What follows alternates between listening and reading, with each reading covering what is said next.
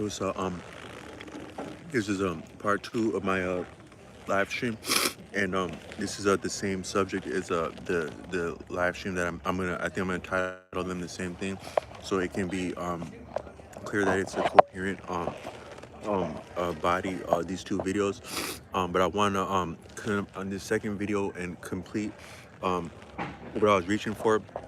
And so the purpose of this video is to talk about so a lot of things actually converge in life. And one way that I've said in a recent video is that one way that you know that you're getting to the high ends of understanding anything is that when you start to really tie to, it's kind of like if you can imagine playing the game solitaire. Like life is actually kind of like a lot like the game solitaire, where it's like you're putting together, like say you're eruditing yourself. That's a word I've got from Tashik Bey.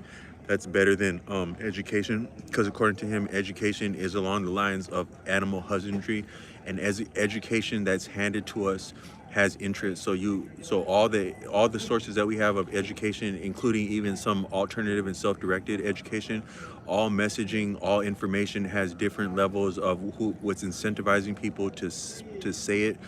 And then what the different the bent and bent is like your habit and your also your interest. The bent and the like what people do or inclined to do is what they want to do.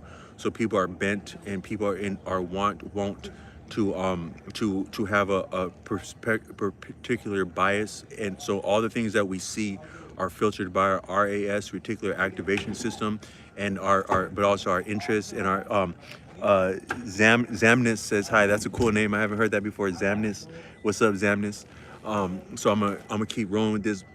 But all the things that we say, do, and think are shaded by our particular bias. And try as we may, we cannot get past bias because we are a pattern forming creature, and that a lot of our communication is in patterns. And I was actually just listening to a recent broadcast of Tashik Bey, who I cite heavily, and he was saying that if you can quietly observe things, you can amount to recognizing patterns, and patterns reveal structure. And that's a pivotal key insight that he said there. But what I'm saying is that a lot of life in our eruditing, educating ourselves is along the line. But education has different interests and different different usually. A lot of education has a preconceived outcome and standpoint, which is a limitation of it. But erudition is part of education. But then what you take and do with your education and what your true interests and passions and also your own insights and research and understanding and creativity is erudition, all that together. But erudition is a lot like the game solitaire, where you're doing things like this thing's interesting over here, you're getting better over here. Okay, that worked. But then at a certain point, things start clicking like boom, boom, boom, boom, boom, boom, boom, boom, boom, boom, boom, boom, boom, and then it's unraveling like that, but in a constructive way. And that's a lot like learning anything, any field, like a discipline would be like a craft, or like say art, music. These are even subjects. These are disciplines. But also your greater understanding of yourself as a human being, this existence, which is also you, which is also to be human. That all these things can start to converge when you're reaching some of the sublime points of understanding, and especially of leveling and rendering original thought, original work. So in the olden days, in the old times, you would to be statured, like in terms of a title, in a meritocracy, like say in education, like to have a title of nobility. When people go to school, right? Like people like, what are we doing in colleges? In colleges, we're seeking for and replicating the old noble structure of Europe. And in America, though, because America has pretensions and aspirations in some realities of class mobility and also merit, which that's actually not exactly part of class in the oldest sense. Because like an example of that, an ambivalence of that is like I met a man where I'm at, a very interesting man who has an interesting background, but he said that he himself comes from a unique background, but also he worked around banking, and he could tell the difference with his background and also his training in banking, the difference between old and new money, some of the decisions that would be made in that's an actual deeper thing. That's a very American thing to say something like old and new money is probably not limited to America, but America is a case in point because America has a notion of new money as in coming into money, likely largely probably by merit. Because if you're what's called new money, you would have to have a windfall of a blessing, an inheritance, but also likely there'd be something to do with like an accomplishment with that, or you could say maybe a blatant one would be to come into winning money, like say in a lottery or something like that.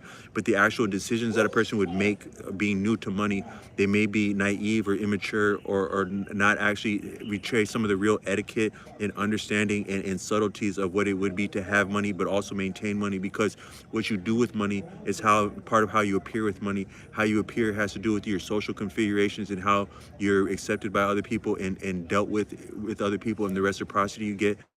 And that's actually what actual a lot of people will argue what is money, what is fiat. But if you look at people, I'll be honest, even I watch Tashreeq Bey a lot and Dr. G, and they're proponents a lot of the difference between fiat money and fiat and real money.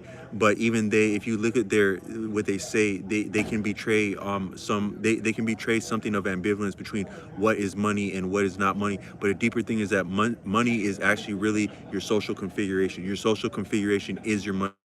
Part of that's your good name, your good standing, your the way you appear, your appearance is actually redeemable. Like, because I can walk into somewhere, like I appear the way that I do now, I could do my appearance up or down and get in and out, get into a job or get denied a job based on my appearance. That job could flesh out to a lot of resources and income, but also me being viable in that job would also be part of my appearance while in that job. So appearance is also part of value. But a deeper thing, so you could say that what's more significant than money or fiat currency, what currency itself, interchangeable fiat is value in itself, can be value. Money, as in precious metals that correspond with the like copper, gold, and silver, according to Tashreeq Bey, that have to do with some of the older schools of alchemy in Europe and electric conductivity, and also some of our cycles of fortune that we're visited with fortune and misfortune, all of us. That's part of what it is to be human, and within this existence that abides within cycles. I also want to talk a little bit about cycles and aging for human beings. But the deeper thing than all that, and part of all that, is actually your relationships is what is really redeemable for all that. Because if you have relationships, you can come into or out of what's called money and or what's called fiat, and or you can be viable without that and also win without that, based on your social standing and configuration. But I wanted to talk about a few different things, like what's called magic. So I began the last video talking about how specifically the word drug and magic are very significant. Drug and magic are significant and almost a little bit more. And I'm saying that when you start to make different correlations and correspondences, you begin to really understand things. But if you had a title of no, so America has a notion of merit. And that's betrayed when people say old and new money, because what you're saying with new money is that this is money, but you had to work for it based on merit. So it's actually not real, actual, in the older sense of money, in real like class, the mannerisms of class, the cues of class, the believability, the convincingness of class. Some of that actually is more convincing had you not won it, had you not earned it, because class is actually inherited. And sometimes, like say you had a date and this person's checking you out, like say you had to get past somebody's parent so that you could have their blessing. And blessings matter in relationships because that family and how they look at you is gonna amount to how their child, their adult child who's dealing with you, is able to look at you and deal with you and because they still have, you're connected to your family in deep ways. I talked to a woman who is Muslim, and she told me that in her understanding of being Muslim is that it's an actual sin to disown or walk away from your family. In the Muslim faith, that's a sin. The deeper thing is that you can't easily dissolve your relationship with your family. Try as you may, you are connected to your family financially, personally, biologically, intellectually, emotionally, in terms of your history in this life, and also your emotions and your future and your memories. So when you, the way that you would, the manner in which you would leave your nuclear family in a, like in America, such as you've been living with them your whole life or been impacted by them, you cannot easily, neatly, blatantly, abruptly, violently, roughly, instantly walk away from or dissolve that standing, that history, that relationship. But it can be transcended and or dissolved and or broken. But uh, um, um, but also if you had to get past, learn, if you had to meet somebody's family, and it's gonna matter how you're accepted. It is gonna matter how you're accepted by their family, whether you like it or not, whether you intend to or amount to having anything to do with your partner's family. And that also includes relationships of a same sex or transcendent sex. Your family matters to that. But if you actually, the way that likely someone would appraise you, their family would appraise you, is not only who you are, your comportment, that is like how you deal with, how you conduct yourself and how you present yourself, your demeanor and your decisions, all that, your competence, all your shortcomings and your strong suits, all that's your comportment. But the way that they would look at you likely, it's not only what you're capable of, what you're into, and what your potential future is, but it's actually exactly who is your family and what's your standing in your family and what's your trajectory from and upon and with and by means of your family. And so actual really the sensation and the believability of money until recently in America has been upon inheritance and family standing and family name and things like that. That actually holds more weight than anything you can do of yourself or make of yourself. And even what you would make of yourself, that actually affronts some notions and actual realities of class, because class is to seem like life is well and life is not difficult. You may do things that are arduous, like a lot of people like to have their cake and eat it too. They want to act like they built themselves by their bootstraps, but also they're accustomed to class. And that's some of the ambivalence of America, because in America we have what's called petty bourgeoisie. So in America we're able to taste some of the things that wealth has, but they're actually not due to our station. Because if you really knew how money functions, we really, a lot of us have no business around anything that speaks of high class and high taste, because it's not sustainable. And if we're having to pay our labor, or we don't actually have wealth, standing, passive income, we have no business with some of the notions and the realities of having money in class. But because of liquid currency, we can get through and get on and get by with and afford to participate in some of the realities of having money in class. But it doesn't actually suit us if we're having to work very hard for it and break our back for it, so to speak, or stress out about it, so to speak. I had an example of that, is that I had a very close friend growing up. He was a couple years older than me, and he taught me a lot of things. He got his driver's license when we were young, and it was new to have cars. But one time I visited the vicinity that I'm in now. I got out to this area as a child, and I was out here one summer, and when I got back, his mother was gone. His mother had been in the hospital before that. I went with him to the hospital, but he didn't want me to see his mother. But what she had done, she had suffered. She had a mental episode at age 40, and it was because she was working in banking, and they had her working under so much. Now, this family of mine, this family friend, their parents were separated, and both the mother and the father were well-to-do. But in that time in the 90s, it would have been harder for a mother to be as well-to-do as the father. Likely not. I don't know their background or how exactly his father made money. I think his father was a jeweler, and I think his father would have come from money. But I met his mother's side of the family, and I don't think the mother's family was well-to-do, but they were well enough situated that she was educated. But for her to have the actual standard of living that his father did and rival that, because I remember his mother had a very beautiful house. She had to work very hard intellectually as a banker, and I can only imagine the amount of hours and the amount of stress. But it actually cost her her life, because it can hurt a person's brain, actually your physical brain, that much stress. But that's an example of how real actual money, that if you're having to work for money, if you're having to exchange labor for money and a standard of living, that's not the same thing as enjoying a standard living in the strictest sense of having money in class. Because real money is near about effortless. Real actual money is effortless.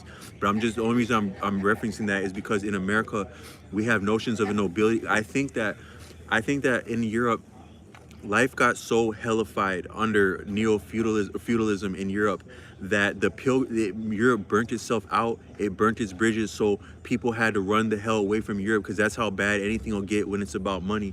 But then once they got to America, they sought to replicate the actual nobility and the privilege and the trappings of success in class and the nobility structure of Europe, which is all that these pilgrims would have known.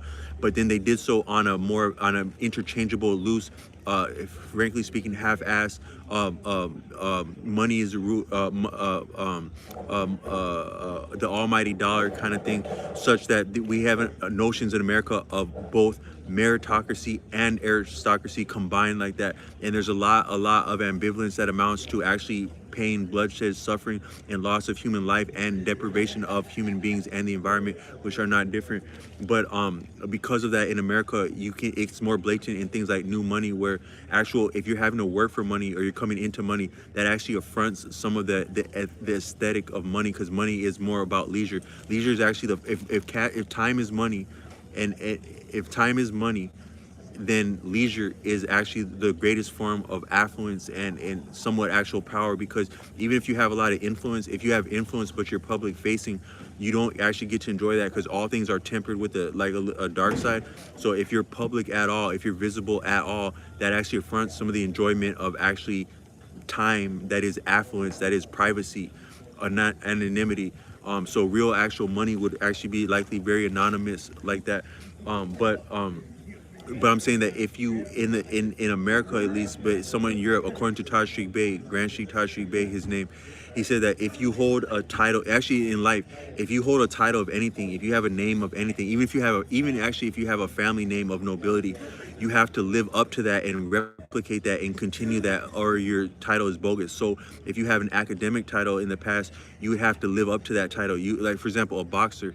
If a boxer has a title, they have to defend that title, or they're not a convincing champion. If you're a professor of some kind or an author, you have to continue to present original on top of teaching. Teaching is almost like an actual chore for an actual professor, for an academic, for an intellectual. Teaching itself, teaching students, pupils, being patient with them, taking them along, grading their papers, rendering lessons to them, all the things that go into that take away from the actual real work of being a professor, which is research, publishing, and also attending like peer venues, conferences, and presenting that research so that it can be checked and calibrated by a circle of peers, which makes it viable and real. But I'm saying that for people who do things like say YouTube, if you really do YouTube, I'm sorry, if you do content creation, then you're a content creator so much as you make content, but also so much as that content is public and it can be engaged with. So actually, I'll be the one to say, this might sound egregious, but if you're a YouTuber and you filter your comments in any way, if you act like a lot of YouTubers, right? I'm gonna say this, right? Think of your favorite YouTubers, any popular YouTuber. If you're a YouTuber and you take any shots at your audience, such as to check their behavior, if you say, hey man, if you say anything, I'll block that ass. Or even actually, technically, if you even have a moderator, if you're a YouTube content creator and you have a moderator, you're not actually a content creator, because to be a content creator, you have to be checked by your peers. Who are your peers online? Your peers are any and everyone, even that ham, even that troll, even that rage baiter, even anyone who could happen upon who is viable on that platform. Anyone who may engage that platform may engage your content and may engage with your content any way they would choose within the actual community guidelines, or is terms of just basic safety, unless they're saying things that are actually just like militant threats.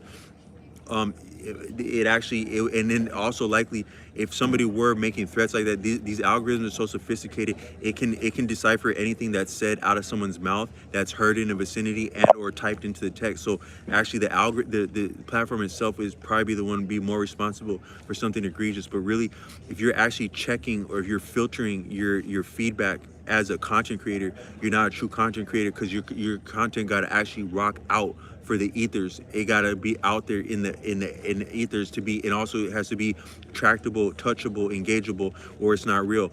If say someone were, and also like say someone were a street person, you'd have to be outside and accessible and touchable, or you're not that.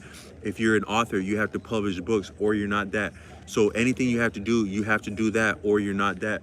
But I'm saying is that so if you're actual, but that too, YouTube is actually as simple to, it's actually more simple to upload content than it is to watch content. Because if you have to watch content, you have to pick it out, you have to sift through it, you have to sit through it, you have to choose which videos you will and won't click on, you have to put up with advertisements, you have to put up with a lot to actually engage to watch YouTube. So it actually, if you're honest, if time is money, but also attention is currency, and attention is valuable, you actually give more of your attention and your bandwidth to watch YouTube, and you squander more of your also, because when you watch something, you're bifurcated. That means to go in two different directions.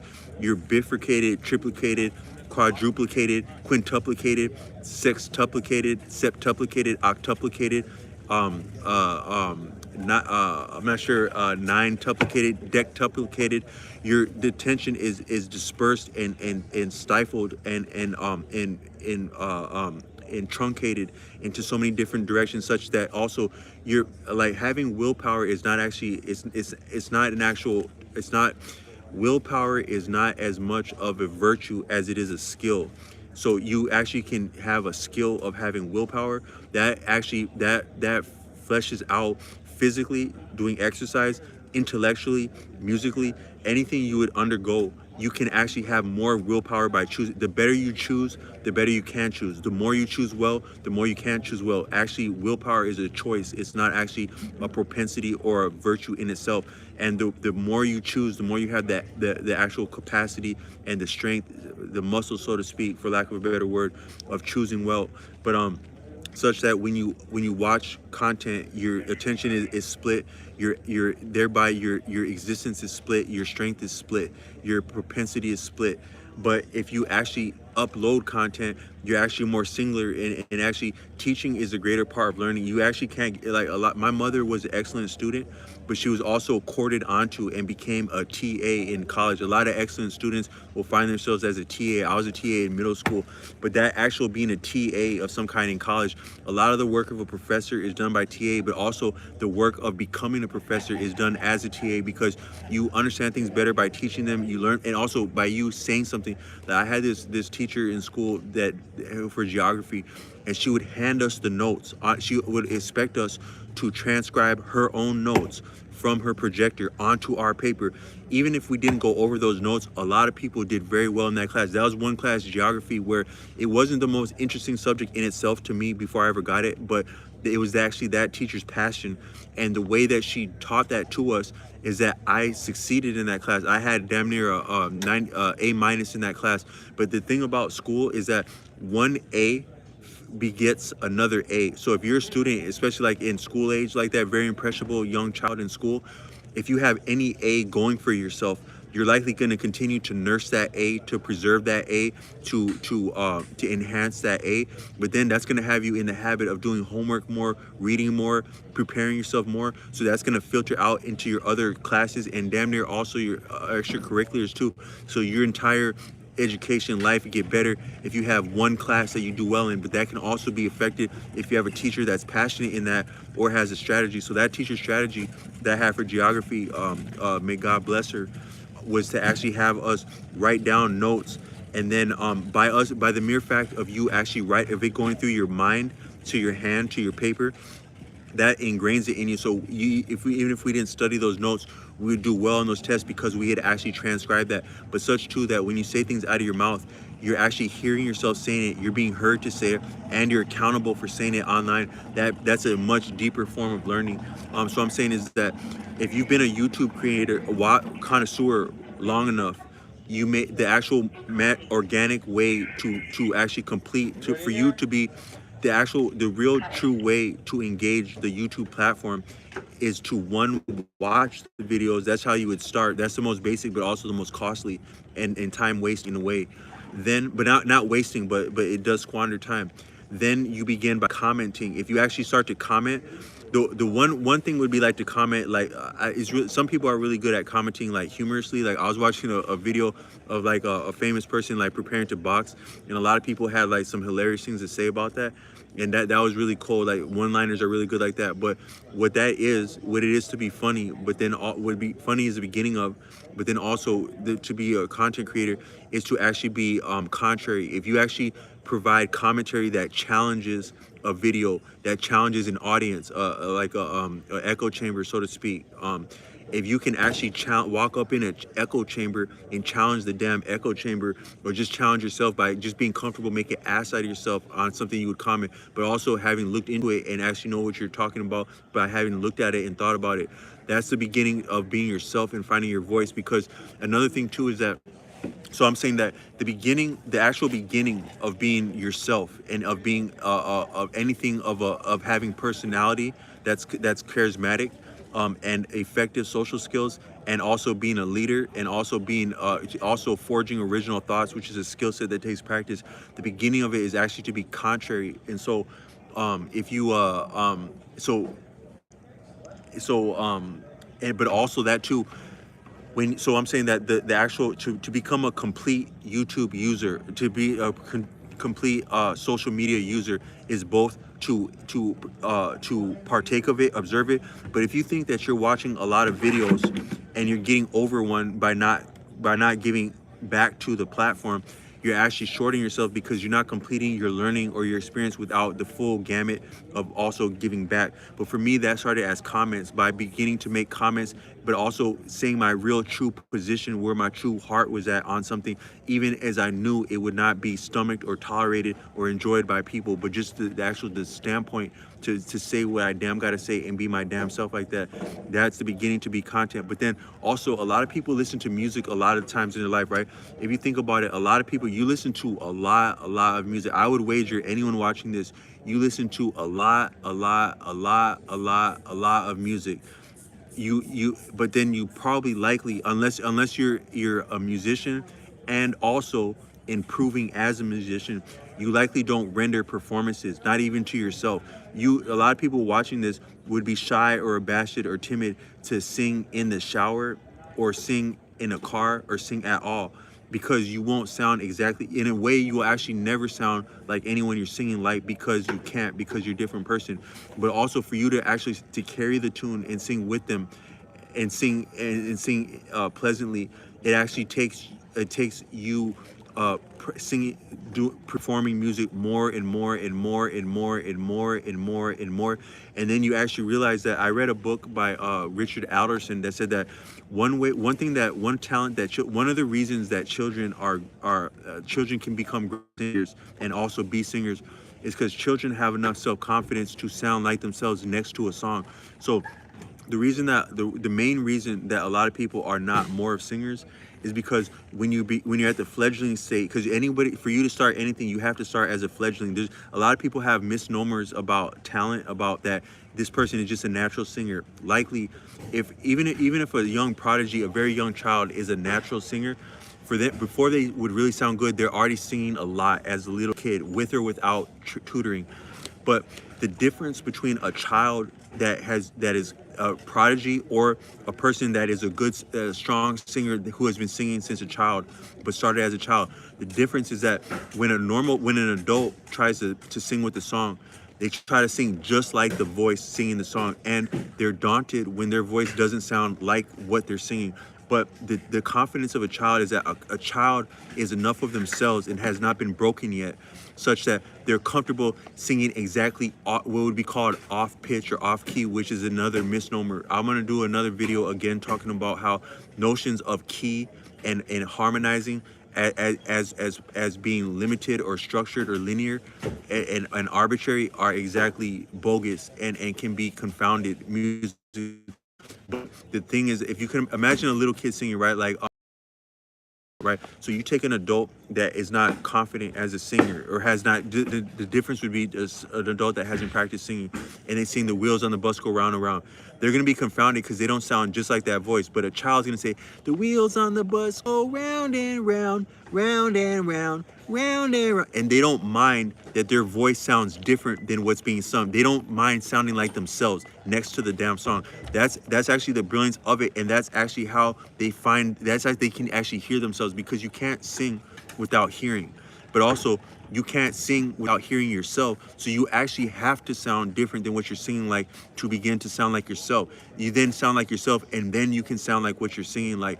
And that's a little bit of a nuance about singing. But another thing too is that a lot of people, so I'm saying that the complete gamut, the round, if you're a YouTube, if you watch content, if you don't upload content, you're shorting yourself of the content you watch, because it's not going to sink in and really change you, because what matters is change and, and competence. You're not going to be changed by anything you're watching or competent about it unless you participate. But for you to participate, you have to be enough of yourself, which also requires being contrary and different a lot, more so than being agreeable and being liked. But then that too, a lot of people listen to music their whole life, but they don't perform music. But that's actually an ambivalence. I think that one of the things that's ambivalent about modern culture, the world over, especially America, from my experience with the world over, is that a lot of people have an actual pet peeve and an ambivalence and a cognitive dissonance in their personality. Is that a lot of your personality is about music you've listened to. You've listened to for example, I was over here where I'm at, and I was singing some music that I grew up here listening to, some hardcore music from Memphis, where I partly grew up. And I would have never heard of that music if I didn't grow up in Memphis. And then, but a lot of people that like that music wouldn't like. There's this famous scene in one of these funny movies. I can't remember what movie that was, but it's like this guy. It's like a white guy listening to music in his car with the window rolled down and listening to some hardcore hip hop. And then like some people that aren't even like they're not even part of a affiliated life. They just look like people from. They just look like people from the inner city walk by, and then he turned the music down and he slouched in his seat like that. That's all of us. That's everyone. But that's actually a deeper thing, is that everybody listens to. And then I was over here and I was singing some music out loud, some music I grew up listening to, and this homie where I'm at pulled up to me. He's like, "Oh shit, you're singing that shit?" He's like, "My wife bumped that shit too, but she told me that that's her guilty pleasure." That's a deeper thing, is that a lot of people wouldn't be proud of the music that they listen to, not only the hip hop, but even like say a lot of people. It's funny because like a lot of people, like I have a family member who's like a little bit self-righteous and pretentious, and he has like self-righteous notions about a lot of things, but he bumps R. Kelly, right? It's funny, like, so he has like all these notions of justice and right and wrong, but on his very damn playlist is all that R. Kelly. Your body's. If you listen to R. Kelly's lyrics, a lot of them are cryptic. So a lot of R. Kelly's musical songs, they're cryptic, and they refer to his relationship with underage Aaliyah. It doesn't take much of a stretch to read into or hear into some of the lyrics of R. Kelly as being cryptic. That in itself doesn't convict him, because if you've looked into songwriting, I've looked at songwriting by Pat Patterson. Pat Patterson is prolific in writing songwriting content, but also the school where I went to, Berklee College of Music, he engineered and pioneered a lot of their curriculum that corresponds with his books, but also the curriculum. And what he said is that for artists, especially like poets and musicians, songwriters, which is one of the most abstract art forms, your imagination and you can't let reality stifle your creativity. But also there's actually all of art, according to my education at Berklee Online. This is a little bit of proprietary information because it's from Berklee College of Music, but I think they're not the only ones to say this. All of art is actually autobiographical. You actually can't have a you've experienced something of that, not necessarily that entire thing, but something of. So you have to have a concept of it.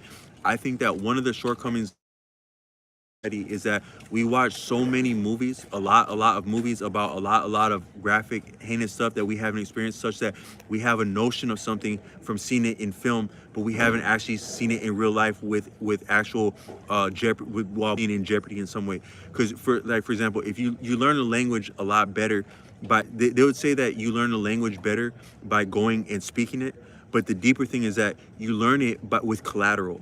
You learn that language by speaking it in venues where you stand to gain and lose by how well you use the language and also behave and choose while using the language. But such too is with art, is that all of art is autobiographical, because a lot of people are really they're just getting their baggage off with art. But also you have to experience something of that to have a concept of what you're saying, to have a feeling about it. But it doesn't mean that all of what you in art is what you actually did or actually know about. But you have to have at least a standpoint or the beginning point. So I'm saying that just because R. Kelly has cryptic lyrics, that doesn't also convict him of being with underage Aaliyah. But if you listen to his music, it's actually blatant that he's referring to his experiences with underage Aaliyah. But the and I'm saying that a lot of people that are be pretentious or self-righteous still bump that knowing that background. But the what I'm saying though is that, so art is, it's autobiographical, but it's also it's not limited by what you actually, so you can embellish it is what I'm saying. Is you have to have something you have to know what you're talking about or singing about to have a feeling about it, but you can also embellish it and do well to embellish it. That's the standpoint. That's what it is to be a songwriter, according to Pat Patterson. But the deeper thing is that a lot of people, they sing, so I'm saying R. Kelly, so a lot of people probably would have R. Kelly. I bet you a lot of people, that librarians, lawyers, doctors, homeless people, police officers, a lot of people would actually have R. Kelly on their playlist because the man was brilliant and talented. But a lot of people wouldn't be proud or maybe capable at first of belting R. Kelly lyrics at the top. Or another one would be like Jodeci. A lot of people, like if you're from American African culture, you probably touched or came across the music of Jodeci, like Freaking You by Jodeci. But a lot of people wouldn't be competent or confident or in the habit of actually belting Jodeci at the top of their lungs. But that's a deeper thing, kind of like when that guy slouched in his car in that comedy while listening to hip hop, is that that's an actual cognitive dissonance in a person's personality, because you are your influences. So this R. Kelly thing is America. A lot of people, everyone, if you've ever bumped R. Kelly and you felt a way about R. Kelly lyrics, then that's also to you. But you don't express that, so that therefore your personality has some dissonance in it, because you're not all the way out with. So a lot of people say that this one over here is in the closet, that one hasn't come out the closet, but you too there. If you listen to R. Kelly but you don't sing it at the top of your lungs from the rooftops, then you too are in the closet. But that too, if you listen to classical music, you listen to nothing but classical music, like, I mean, European classical music, instrumental, but you don't also perform it like that, you too are in the closet, because this is you. This is how you feel. This is how you think. But you're not expressing it, and you're not recognized as you. For you to be yourself, you have to be interacted with, because you have no sensation of being a person without being interacted with. But for you to be interacted with congruently, accurately, truly, wholesomely, wholly, enjoyably, you have to be seen for who you are, such as you have to present yourself. So if you're this classical person, you would need to present that music in order to to experience yourself as yourself with other people. So I'm saying that a lot of people, they fall short. I would say the entire country and nation fall short by being things, by being influences without expressing them with also collateral on the line. Because if you are singing R. Kelly lyrics, belting them, you can be humiliated, you can be mocked, you can be disrespected, you can be assaulted, and you can also be embraced and loved. If you are doing classical, I was at a venue. I walked 200 miles. I left. There was a incident where I lived at in the Twin Cities, Minnesota, in the fall of last year. I left the city the next day on foot. I made it to a gas station about 20 miles outside the city limits by that night, and I had a friend there, because I would spend time there when I was doing 1099 at nights. That friend helped get me a long way of the journey, a leg of the journey. Then I had more assistance on the journey, and that was partly because I was walking with a ukulele. Now I play guitar.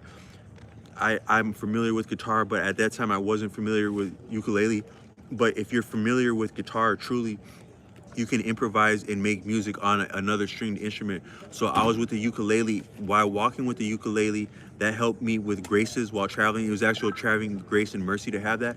But then when I got to an accommodation, I pissed somebody off because I was playing it, but it was bothering them because I was playing it musically, but it wasn't exactly spot on as though I were familiar with the instrument. So you can actually offend people and potentially even be victimized, because that was a venue for people on the edge and living rough lives. So me having that was a female that had contention with me, but she was friends with one of my male friends there, who was a formidable person, and I didn't have smoke with him, but I could have if things had played out differently, or I could have had smoke with her or people she know that's from a damn actual ukulele and playing like classical like style music. So if you do something, you can get good and bad with it. But another one would be like, if you say you play violent video games or you watch violent movies. If you watch a lot of ratchet things, violent things, but you also don't express that, or at least put yourself on the line where you would be in jeopardy of that, you have some cognitive dissonance in your personality, and that will stifle you from expressing yourself truly, totally. And the more you stifle, the more you can be stifled. So I think so a lot of people say, like, imagine like when you're a young person and you watch an R-rated movie, right? It says rated R. For like, imagine like say you watch something like New Line. Like I remember like we'd watch these like crazy movies. If you ever seen the movie Menace to Society, I think it's by New Line Cinema, and that movie was done where they start this they start the dialogue, which is like it's like a street dialogue, when the actual the brand emblem is like coming on like that little like New Line thing like that, and you can hear it. But when you're watching that, you're like, oh man, we're in for some shit now. But actually, when you're watching an R-rated movie, like especially when you're too young to be so, or just even as an adult, you're being warned, because this life actually comes with warning. Nothing in this life is not attended by warnings. Bottles of alcohol have warning, circumstances have warning, people have warning, movies have warning. This life is for choosing. So this life actually is attended by warnings. But when you're about to watch a movie, that movie, anything you see, do, think, say, and feel changes you irrevocably. You are changed by anything you experience and or witness. So when you're about to watch a movie, this R-rated thing, viewer discretion is advised. Some things can be this movie can be traumatic, or this movie can be disturbing. That's a real thing that it's saying there, because you may actually in fact be changed by that. But the deeper thing is that a lot of us, and a lot of America complains of mental illness. And I did the previous video to this. I was talking about how that word mental illness functions as an actual coinage of a former witch hunts, and still operates as witch hunts in the modern paradigm, post birth control, contraception, the medical tyranny that we have. But a deeper thing is that a lot of people, I think, the actual what a lot of mental health. So a lot of mental health is exacerbated by substances, but substances don't cause mental dis-ease. I don't mean disease as in something that's condemning, but the actual state of not being content with yourself, with one's experience of life and of self, and of being experienced by people and of life. I think that it's because partly a lot of the things that we are, some of it is to do with entertainment and advertising. What I'm saying, advertising that's another thing that I'm not all the way prepared to speak about how advertising affects it, but it's part of that, because all entertainment is really advertising. All entertainment is advertising something to you because it has an agenda. But even ostensibly entertainment that's for its own enjoyment, that's an end into itself. Movies, television, not. So I'm saying, back in the day, most television was attended by advertising. So too are movies. The old movies used to have a litany of advertisements of other movies and sometimes products before the movie. But movies, television, and music are deeply intertwined with advertising. But even were they not, even unto themselves, as they have pretensions of being like an aesthetic and an art form of itself, like theater of the past and jest. The deeper thing is that these influences permeate a person's mind and experience, such as to become that person. So by the time you watch that movie is you. But a lot of these movies are actually a lot different, separated, isolated from a person's lived life and lived experience.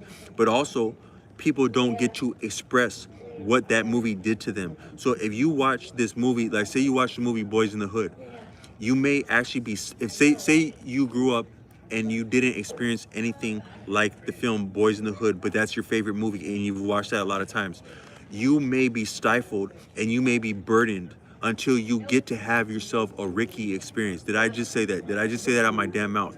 You, if you're not breaking the, if you're, so you watch this movie, Boys in the Hood. I don't know who you would have identified with in Boys in the Hood, but most of them were ratchet. The only one who actually wasn't ratchet, law-breaking criminal was actually Ricky, the one who got slayed. If you, I'm not saying that you would identify with anyone in Boys in the Hood other than Ricky, or even Ricky. But if that's your favorite movie, you're gonna be burdened by that experience as who you, because you're that experience. You saw that vivid thing. Those vivid images are now your mind. Your mind is going to be your subconscious subliminal mind is going to be acting as, interfacing as, thinking as, and thereby directly and or indirectly attracting as yet a character in the film Boys in the Hood, if that was impressionable to you among all the movies you've seen. Until you have an experience like one of those people, and I hope you wouldn't be any other character than Ricky, but survive, you won't be relieved of that actual influence until you actually have something as traumatic as that film was the first time you see it. If you ever seen the movie Boys in the Hood, that also started like Menace to Society, where you can hear the dialogue.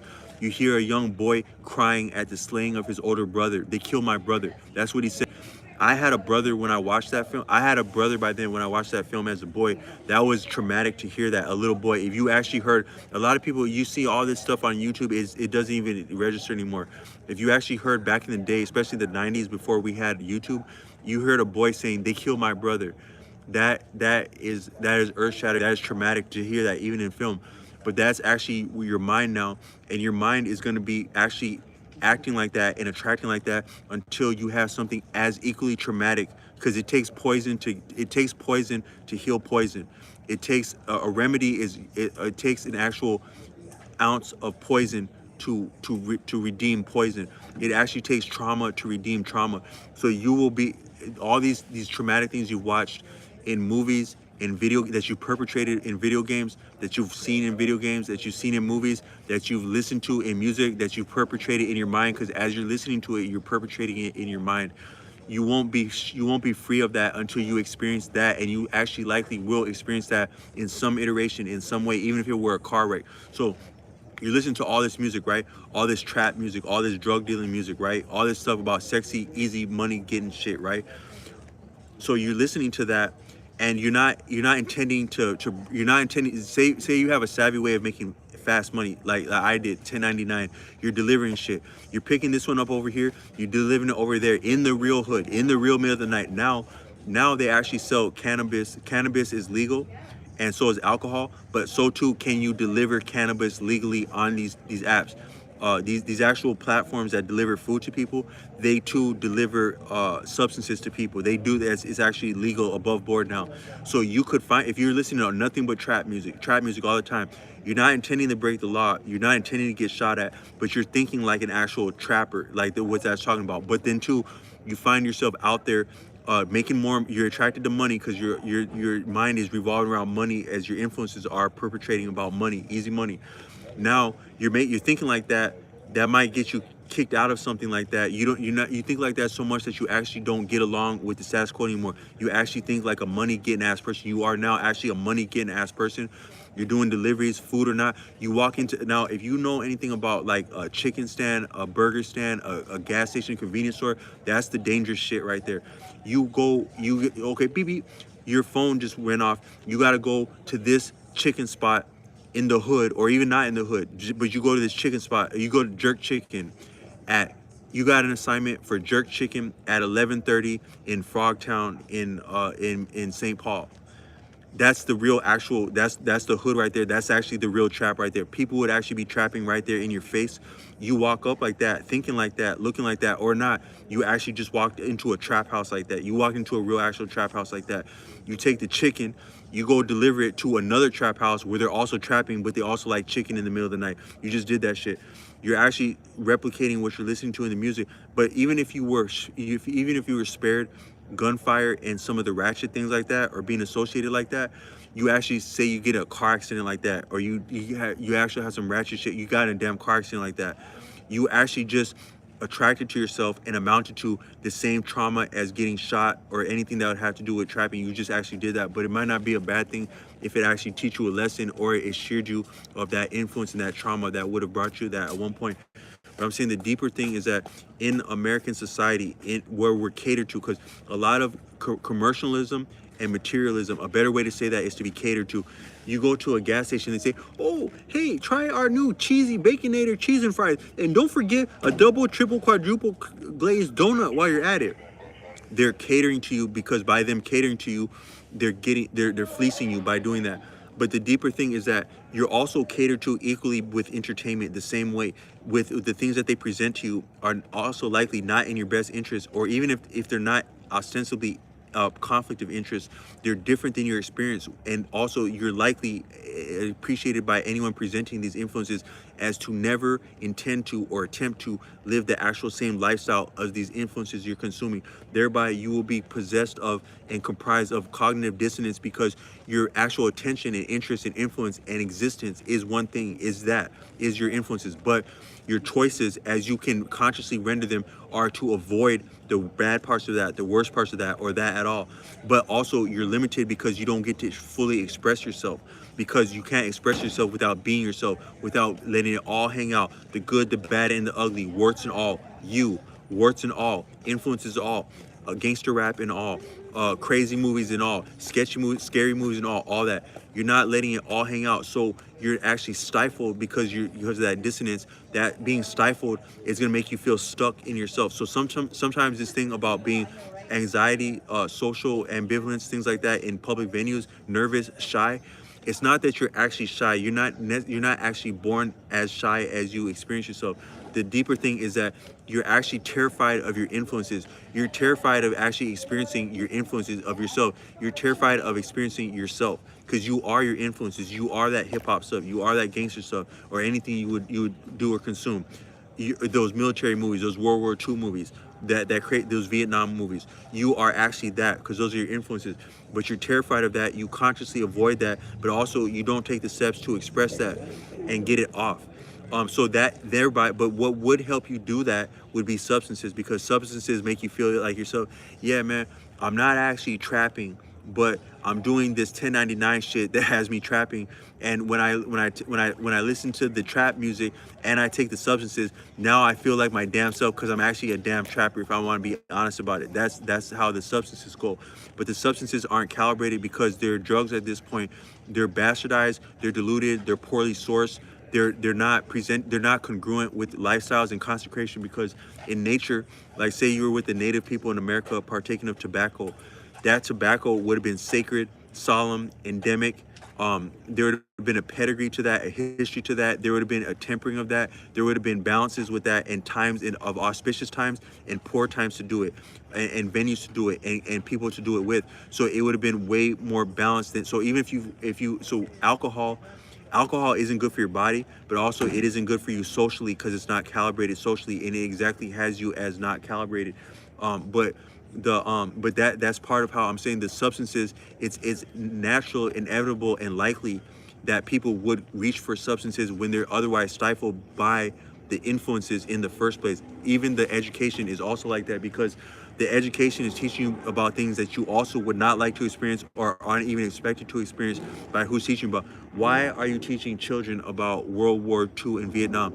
What does a child have any business to know about Vietnam? Now you would say that, yeah, it's making them more metropolitan, and they can understand the world now, and they can understand themselves better. But really, does a child actually really understand themselves any better by learning about Vietnam that they have not ever been to and would not like to go to? Does that actually really serve them? I would beg to differ.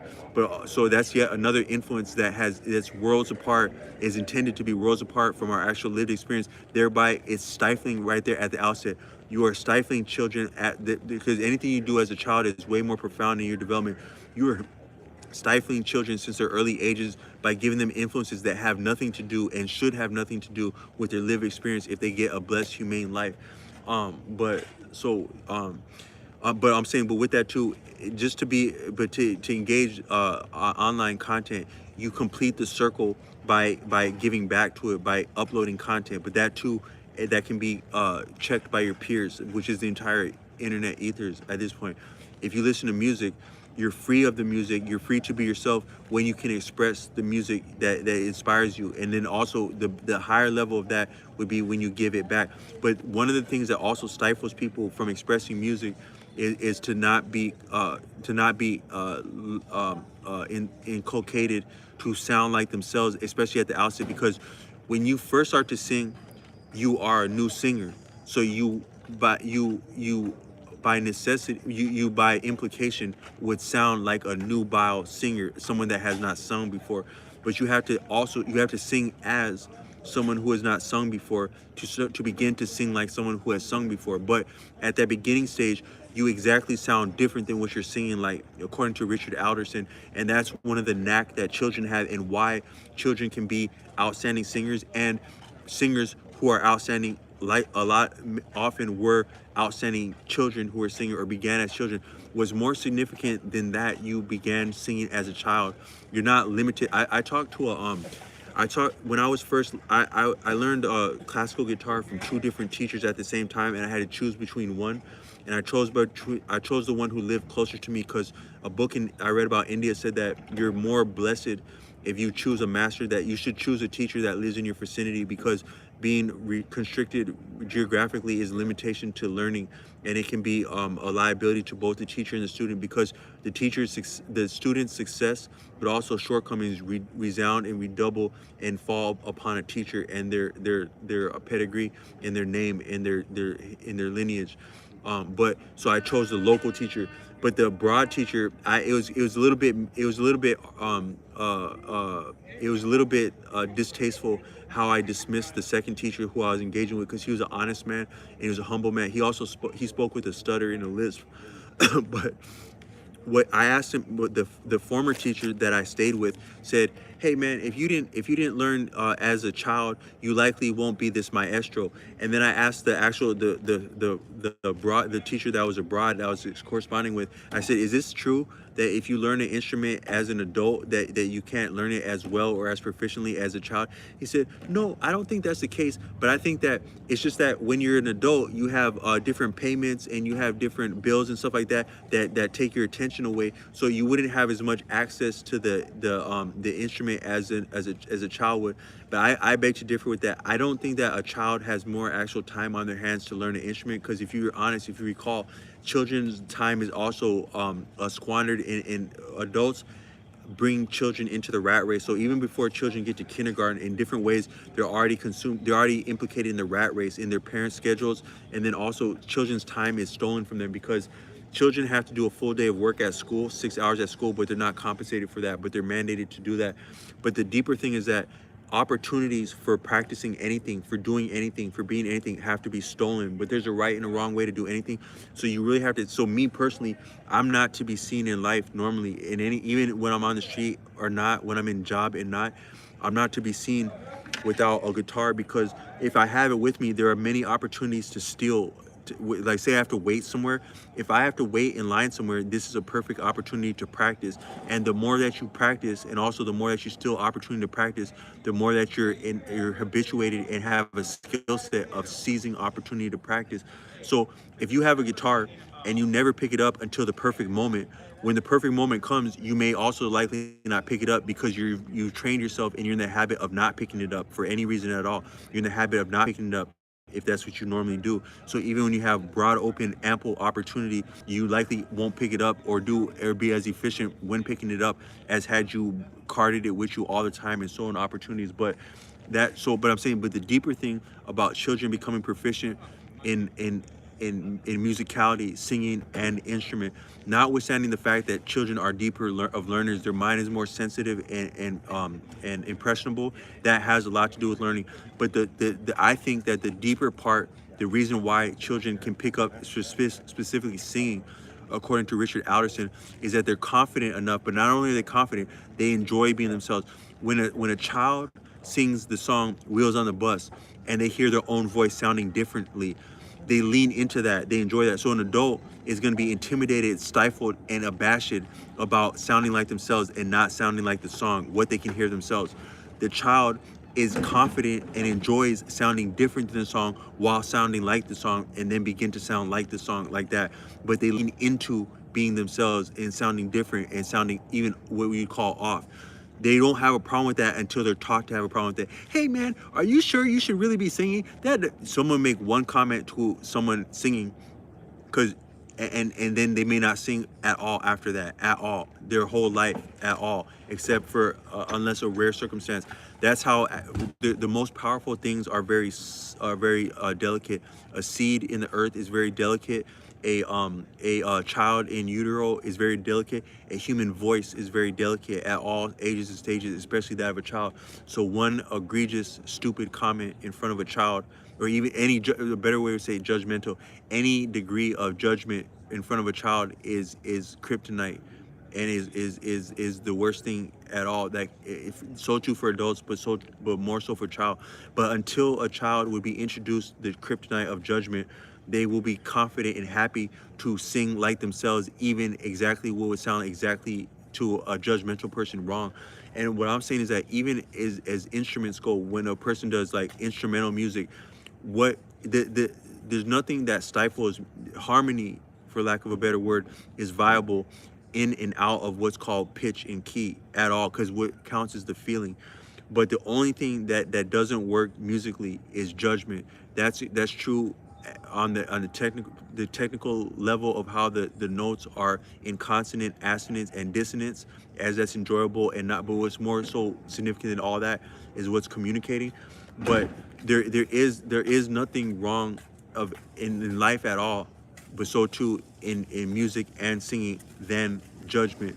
And most things that are actually ostensibly wrong, a conflict of interest, there was judgment introduced somewhere in there. For example, if a person victimizes other people, say they victimize themselves with substance, or they have a fetish about substance, in that so someone sells drugs, right? Someone is they're proud to sell drugs, right? But they know they're poisoning their community. But why do they sell drugs?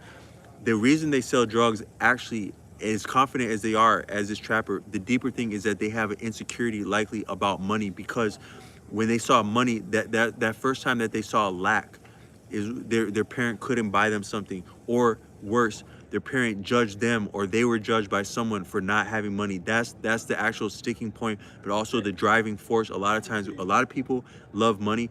Money is nice, enjoyable, useful, healthy at times. But a lot of people's fetish about money, I think, is actually their insecurity about money, is that at some point they experience the brunt and the effect of judgment as money goes, such that they can't live that down unless they earn. A lot of people never live down judgment. According to Julian Blanc, a lot of people, like, say they're in their midlife, like 40s or 50s, even beyond that, they've succeeded in life. They're no longer with their parents, but those actual judgmental comments that their parents made are still affecting them and still driving them, and they never live that down so long. They may live to be 99 years old. They never actually outlived or surmounted to transcend the actual judgment. It could be just one comment that a parent made, or anyone influential in their life made. They never actually lived that down. But similar with also things like musicality or music or just anything we are, is that we a lot of times we don't live down judgmentalism. But when we victimize other people, like say we victimize ourselves, our body, or we victimize other people in their body, a lot of times those are extravagances, because life is give and take, push and pull. Life can sustain and afford a little bit of misdoing, misconduct, wrongdoing, because nothing is guaranteed except death and taxes. But also taxes make things work, and death is part of life. The act of procreation involves both sadism and masochism. When a male comes into contact with a female, especially physically, but even socially, such as to associate with that female, that male is actually sacrificing himself and making himself vulnerable in different ways to different degrees of censure and approbation and backlash, and repercussions, socially first, but then anything including physics. So imagine a guy is in a street fight, and he gets knocked upside. He gets pile drived onto concrete, or he gets a broken limb that has him now crippled. that actual heinous physical atrocity outcome could have stemmed from his associating with a female, but on an instinctual level he would have felt that. So he's actually being masochistic by even he's being sadist towards himself, masochistic towards himself for entertaining a woman at all. Then in the actual act of physical consummation, the female is also masochistic in the actual act, because it takes one to lean over and pick something up, and someone to lean over and monitor that to make a baby. But I'm saying that that actual sadism and masochism, that death, that actual evilness, but it can be enjoyable. That's part of life, and that's not bad in itself. That's not out of bounds. That's not antithetical to life itself. But overdoing it is, and that overdoingness likely is stemming from in compensation for judgment at one point. So like some people, if you were to take someone, say you have a real Casanova lady killer as an adult, Don Juan, something like that. If you were to look into Don Juan or Richie, I don't know if Richie Lou actually existed. Richie Lou would be a better example. He was supposed to be like this playboy in France that was like, he had this thing for like for selecting, targeting, and seducing unattainable women, and then jilting them. But that actual his extravagance of doing that he appears in the works of Robert Greene in both the 48 Laws of Power and the Laws of Seduction. Him doing that, if that was a real person, that's actually, he's compensating for something, because it less is more. You actually aren't more of something, more trifling trysts and stuff like that. It doesn't make you more of a man. It doesn't actually make you more of a ladies' man. It doesn't actually give you more satisfaction than being yourself and being loved and enjoying as yourself when real opportunities present themselves. But that overdoingness, as it would have hurt the feelings of women, hurt the standing of women, and hurt the feelings and standing of their partners, and then later to himself in forms of his conscience. That overdoingness is a compensation, but that likely would have been stemming from reacting to or overdoing an actual shortcoming, and then that to a form of judgment. So that he could have been he could have been an unpopular child, a feeble child, a homely child. He could have, like for example, I had a friend who was an only child. A lot of friends I've had who were only child were very brilliant men. Like I had a friend who was an only child, and by the time that we turned 18, he was physically, as for me, I actually haven't met a person in this life more formidable than him physically.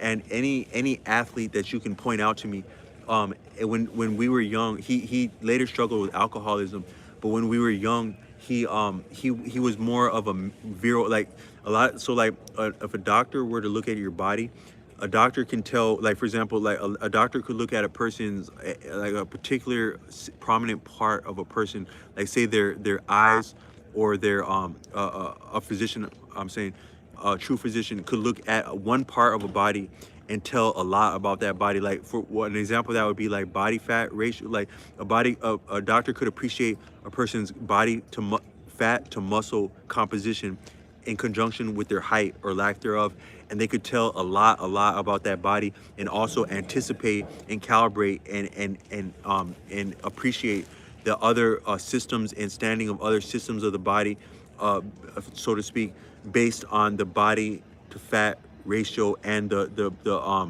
bone structure and probably some of the lifestyle. But that too, sorry, I lost that train of thought. But physically, you can tell a lot of the strength of a person, the grit of a person, the real actual fitness of a person by their forearms. Like my friend had these forearms.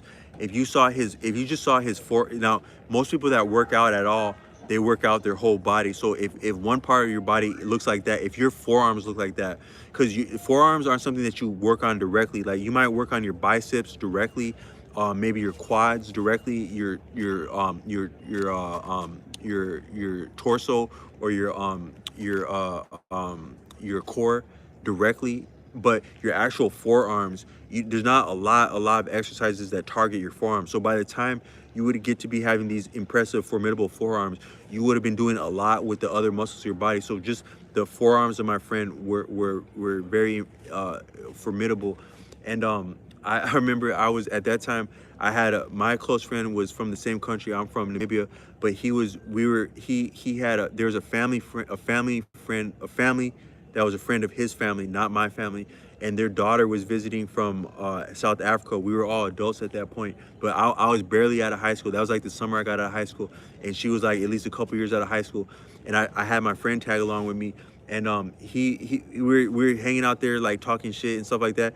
But then at a certain point, she saw his forearm. This woman saw his forearm, and she's like, wait, no, but he actually has like real guns. Like she was like she knew what the hell that meant when she saw his arm. Like he wasn't flexing in front of her, but she just barely saw his forearms, and she knew what the hell that was about. But I was about to say dang, I lost that train of thought. Um um I completely lost that train of thought. But I'm saying that but also you can appreciate that a lot of times when but some of these only children that I met, like my friend that was from middle like that, he would have had. I remember I was friends with him since I was friends with him since 6th grade. But in 6th grade, I came to the north from the south, and we had a basketball culture where I was from. So I was actually according to the other students, I was the strongest basketball player at that school. And I was very tall my whole life. So by the time I was in 6th grade, I could make short work out of our teacher assistant. He was a grown man. He was like a college student, and I could defeat him playing basketball as a 6th grader. That made an impression to my entire peers. But this particular only child friend of mine, he was a little bit socially awkward because he grew up as an only child and he was catered to by his parents. But that was impressive to him, and he had a penchant about that, such that he went to these private schools after that, and I never saw him after 6th grade. Then I saw him in at the end of 12th grade at my very elementary school, because I think my parents were there, and I was somehow at that park. I didn't normally go to that park, but he lived like a block away from there, and he's out there playing basketball. He had been doing more fitness, but he was still trying to get back since 6th grade. He was like, yeah, man, let's see what is that basketball now. He had like a chip on his shoulder. Like I wasn't at 6th grade. He wasn't on my radar because he wasn't no basketball player, so he wasn't on my radar. The other basketball players were on my radar, but he wasn't no basketball player back then. But he wasn't no hooper. I've been called a hooper before. You can't call yourself a hooper, but I had been called a hooper by then. But in 6th grade, he wasn't no hooper. But then in 12th grade, that had rubbed him a certain type of way, that he saw me defeat that teacher like that. Not that he knew what it meant, but that rubbed him away. Like, who is this dude about to school our teacher like that? So he see me sit in 12th grade. He's like, "What's up with it? Let's run it back now." So I had been his opposition like that, his pet peeve like that. But the deeper thing is that actual insecurity of him as a child, as an only child, it actually made him into a great man, formidable physically, and a specimen physically. The things he'd do in the gym, because he just had a chip on his shoulder to compensate for his perceived shortcomings around other people and other students.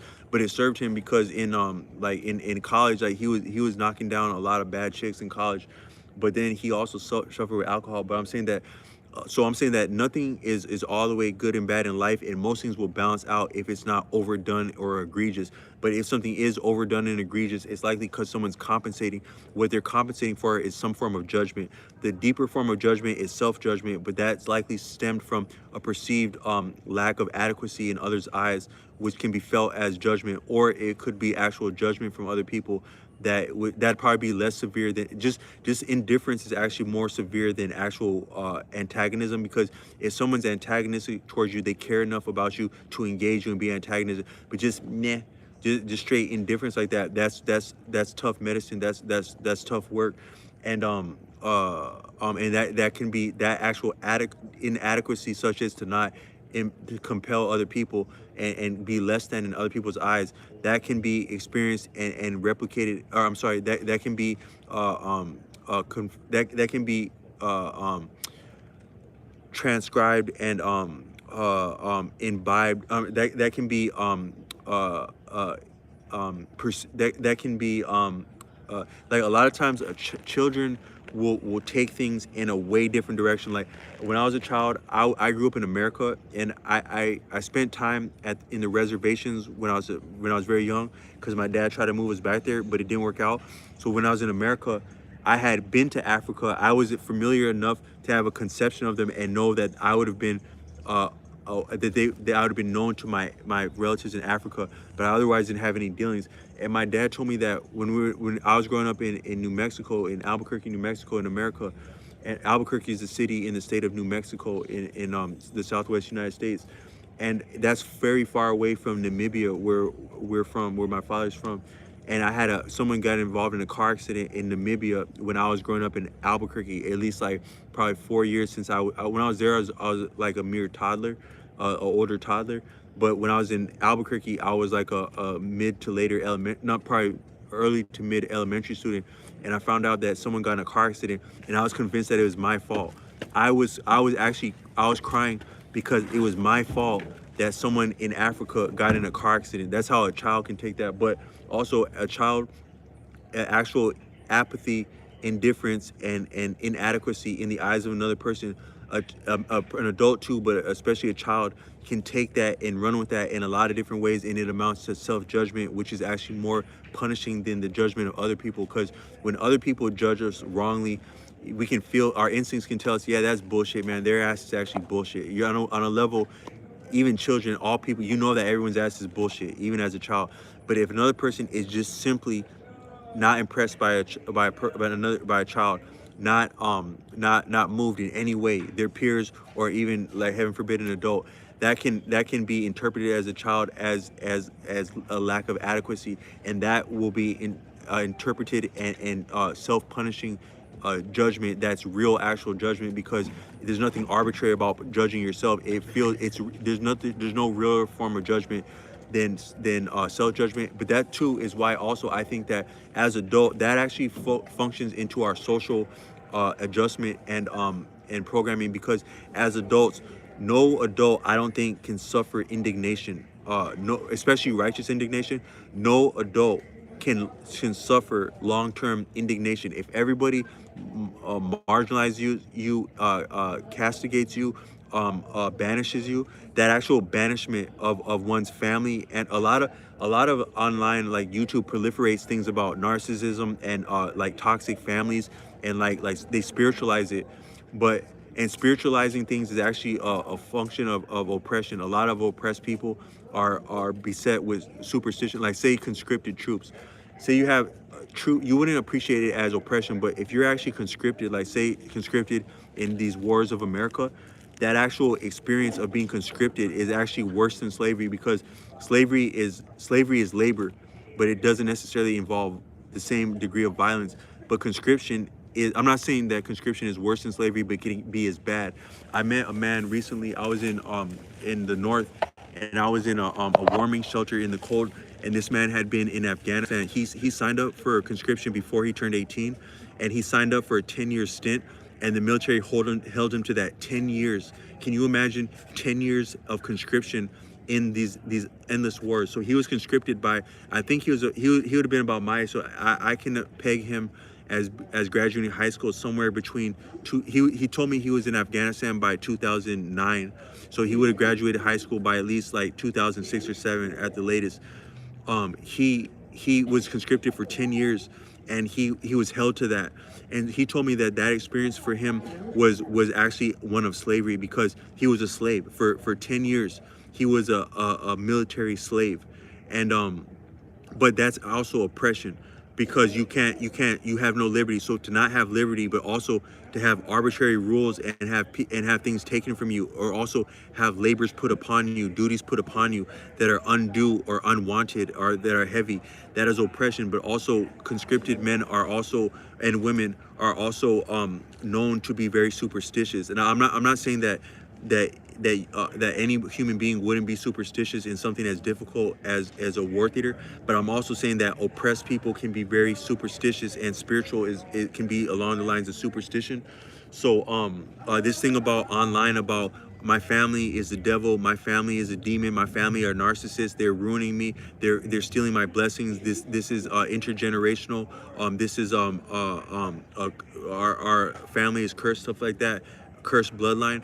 That's also a form of superstition. But the deeper thing is that what that actually is indignation. That's indignation from a peer, like a family or elder.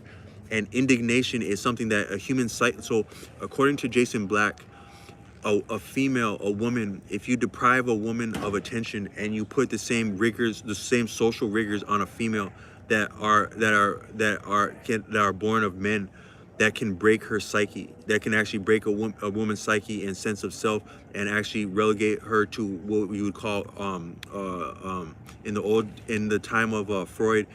I think Freud himself, who gave us a lot of mental health diagnosis, he actually didn't speak. He wasn't conversant and versed in some of our modern mental health diagnoses that are appropriated from him, lifted from him, and extrapolated from his work. He wasn't privy to that. Like, for example, the DSM, the Diagnostic Statistical Manual of Mental Health, he wouldn't have been privy to that, or a lot of the actual diagnosis criteria in there. Like, for example, some of them I think now would have to do with our digital footprint and behavior, and he would know nothing of that. But in his time, they would say, there's a word for it, they would say hysterical. They would say that would be a lot of our mental health diagnosis stem from, in the old days, hysterical. Hysterical is the closest thing you can say to possess without religious connotations and overtones.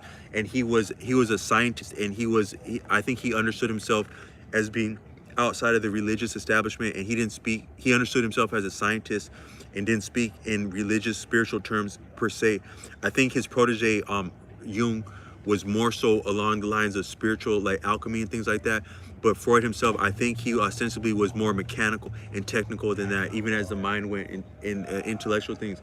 But they would say people are hysterical. So if a woman is deprived of attention, because tension is, according to Rollo Tomassi, is a currency for human beings, but especially for men secondarily, because men are preoccupied with women. Men have to gain standing in front of other men, and that is redeemable, and life is only worth living for a lot of men, if they're honest, because of the graces of women and the attention of women. But women themselves are also subject to attention, and are want and have a human need for attention, especially from other, like according to Rollo Tomassi also, when women dress well. So according to Zan Perion, who is a lover of women and a ladies' man, not in terms of favor, but just simply loving females. He says, Zan Perion, if you get a bunch of men together, like the guys' night out, or get guys to a retreat, they'll talk about women. If you get a bunch of women together, they'll talk about women. So women are on the front of everyone's mind, even women, and women need attention from everyone. Other women, primarily, also select men, and low ranking men a little bit, especially in terms of cooperation, because women also need the cooperation of low ranking men. But women are their psyche is preoccupied and benefited by attention from high ranking men in the eyes of other women, and the values and the appraisal of other women. Women are subject to that, and have a need for that, an insatiable need for that. Men they may land in hysteria if they're deprived of that, both if they're sequestered from that physically and personally, or also just socially. If they're deprived of that, they can land in hysteria. A man, according to Jason Black, if you deprive a man of respect, his psyche can also break, and he can land in hysteria the same way. But that respect for men is redeemable as attention from women, which is also a currency for men. Attention from women and respect from men, both, and also children for that matter too. Respect from children, attention from women, and respect from men. That is all contingent on respect, and in the first place, self-respect. But it redoubles and it informs self-respect, and you need the respect of others to have true self-respect. This the experience, the sensation of that. That is a human need.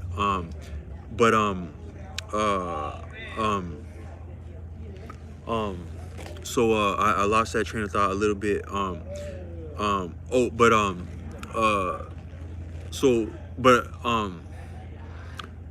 Someone's actually being hysterical as I'm talking right now. Someone's being hysterical.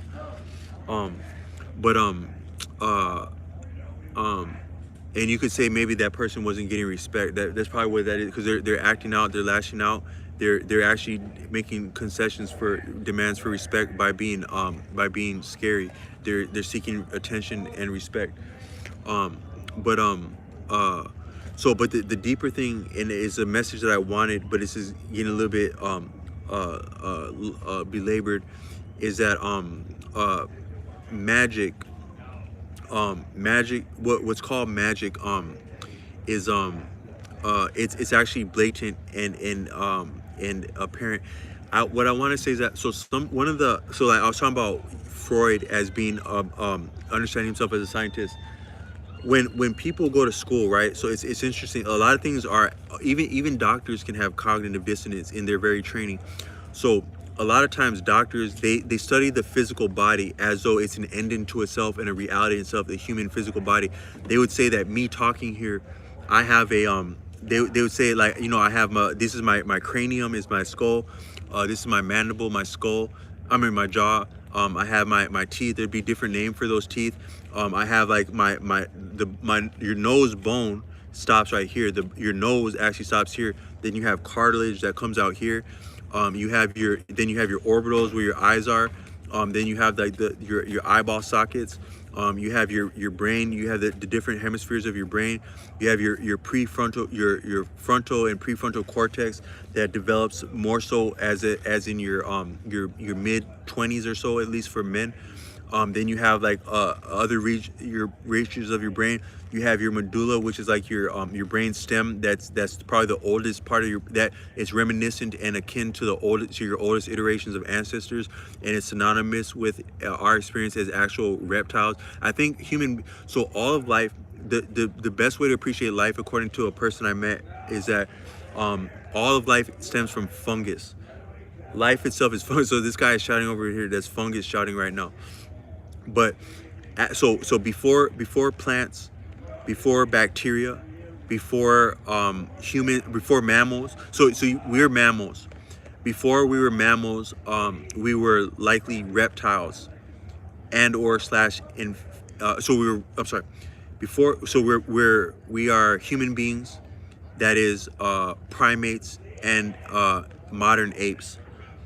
As that, before that, but also as that, we were and are mammals. Before that, and partly as that still, we are at least reptiles. Before that, and as that, and leading up to that, we likely were fish. I'm not sure what fish qualify as amphibians, or I'm not sure actually what genus fish are. But then, as fish, before that, we were probably and we still, but through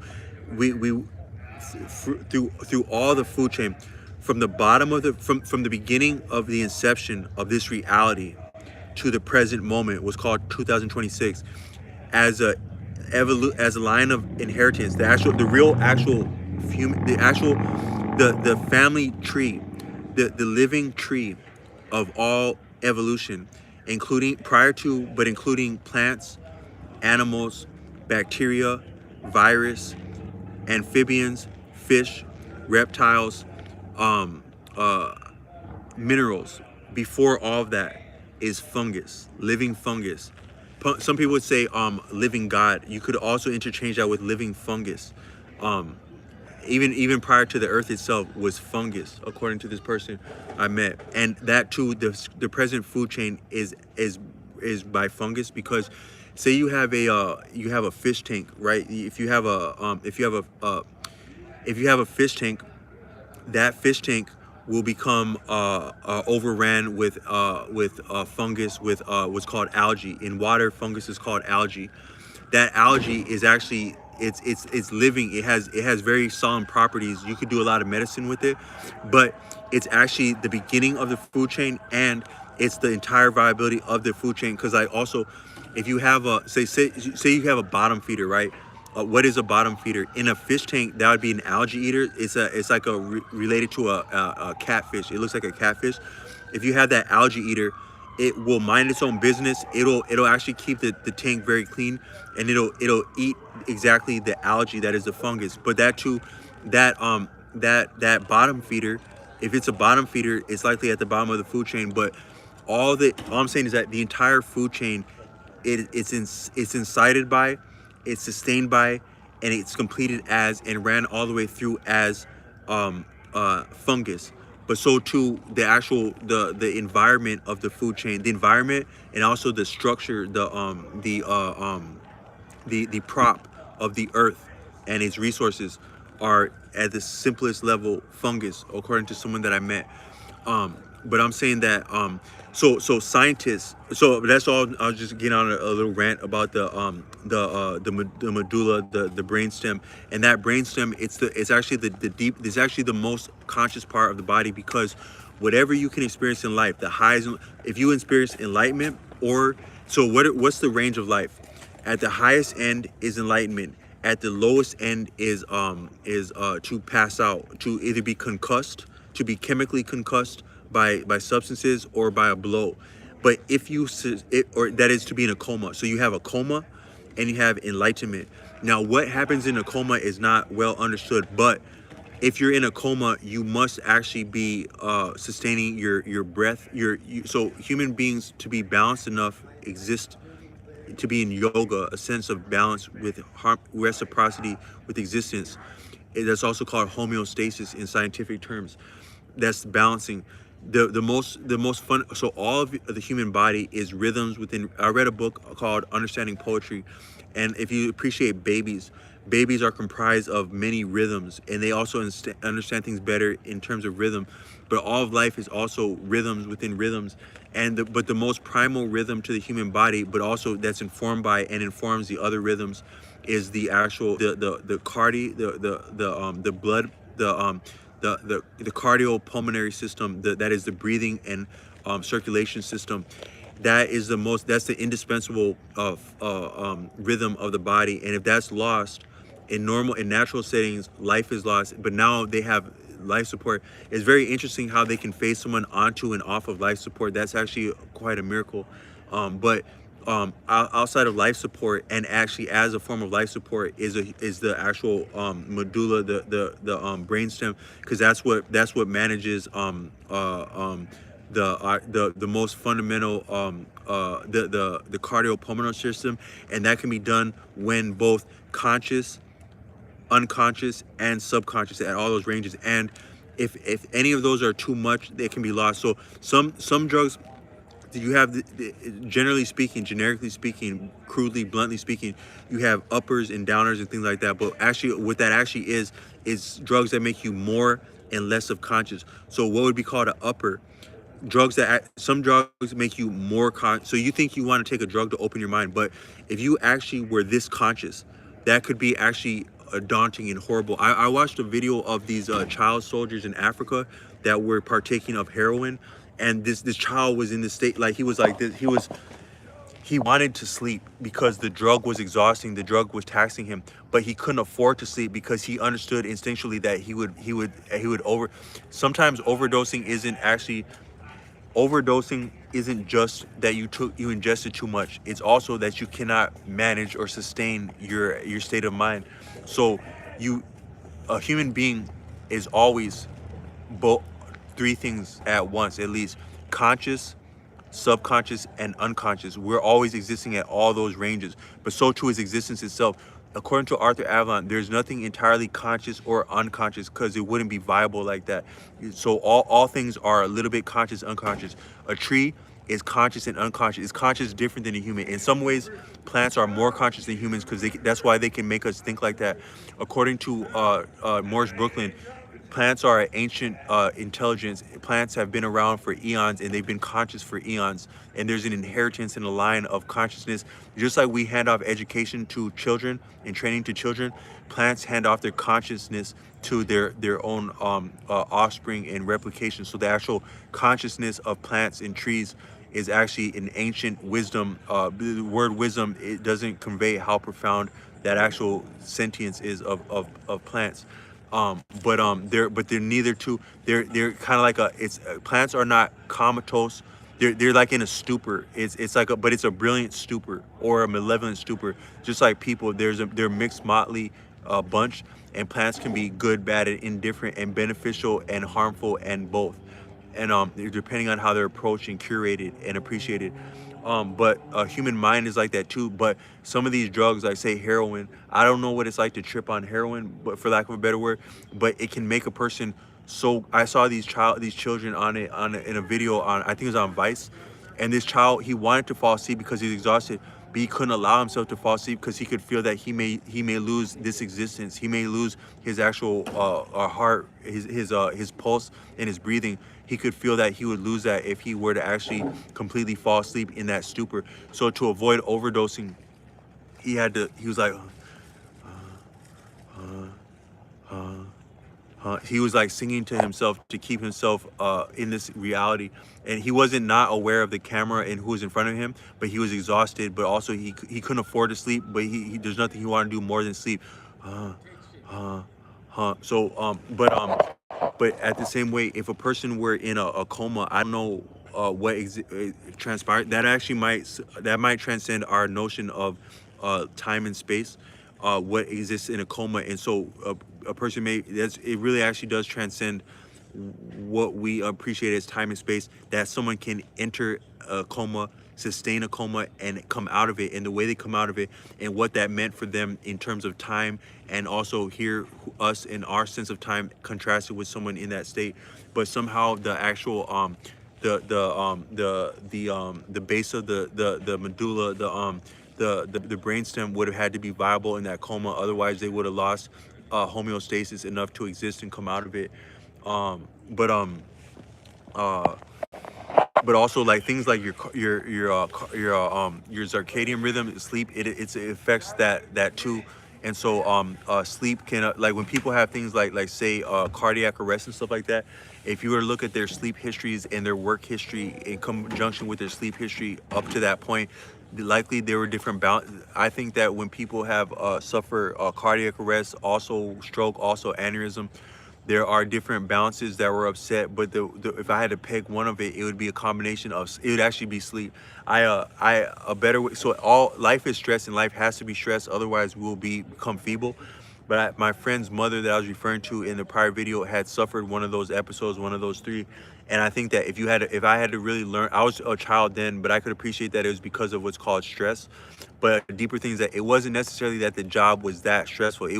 What the job was having her do about sleep is what the stressful was. I bet that she wasn't managing a balanced sleep cycle.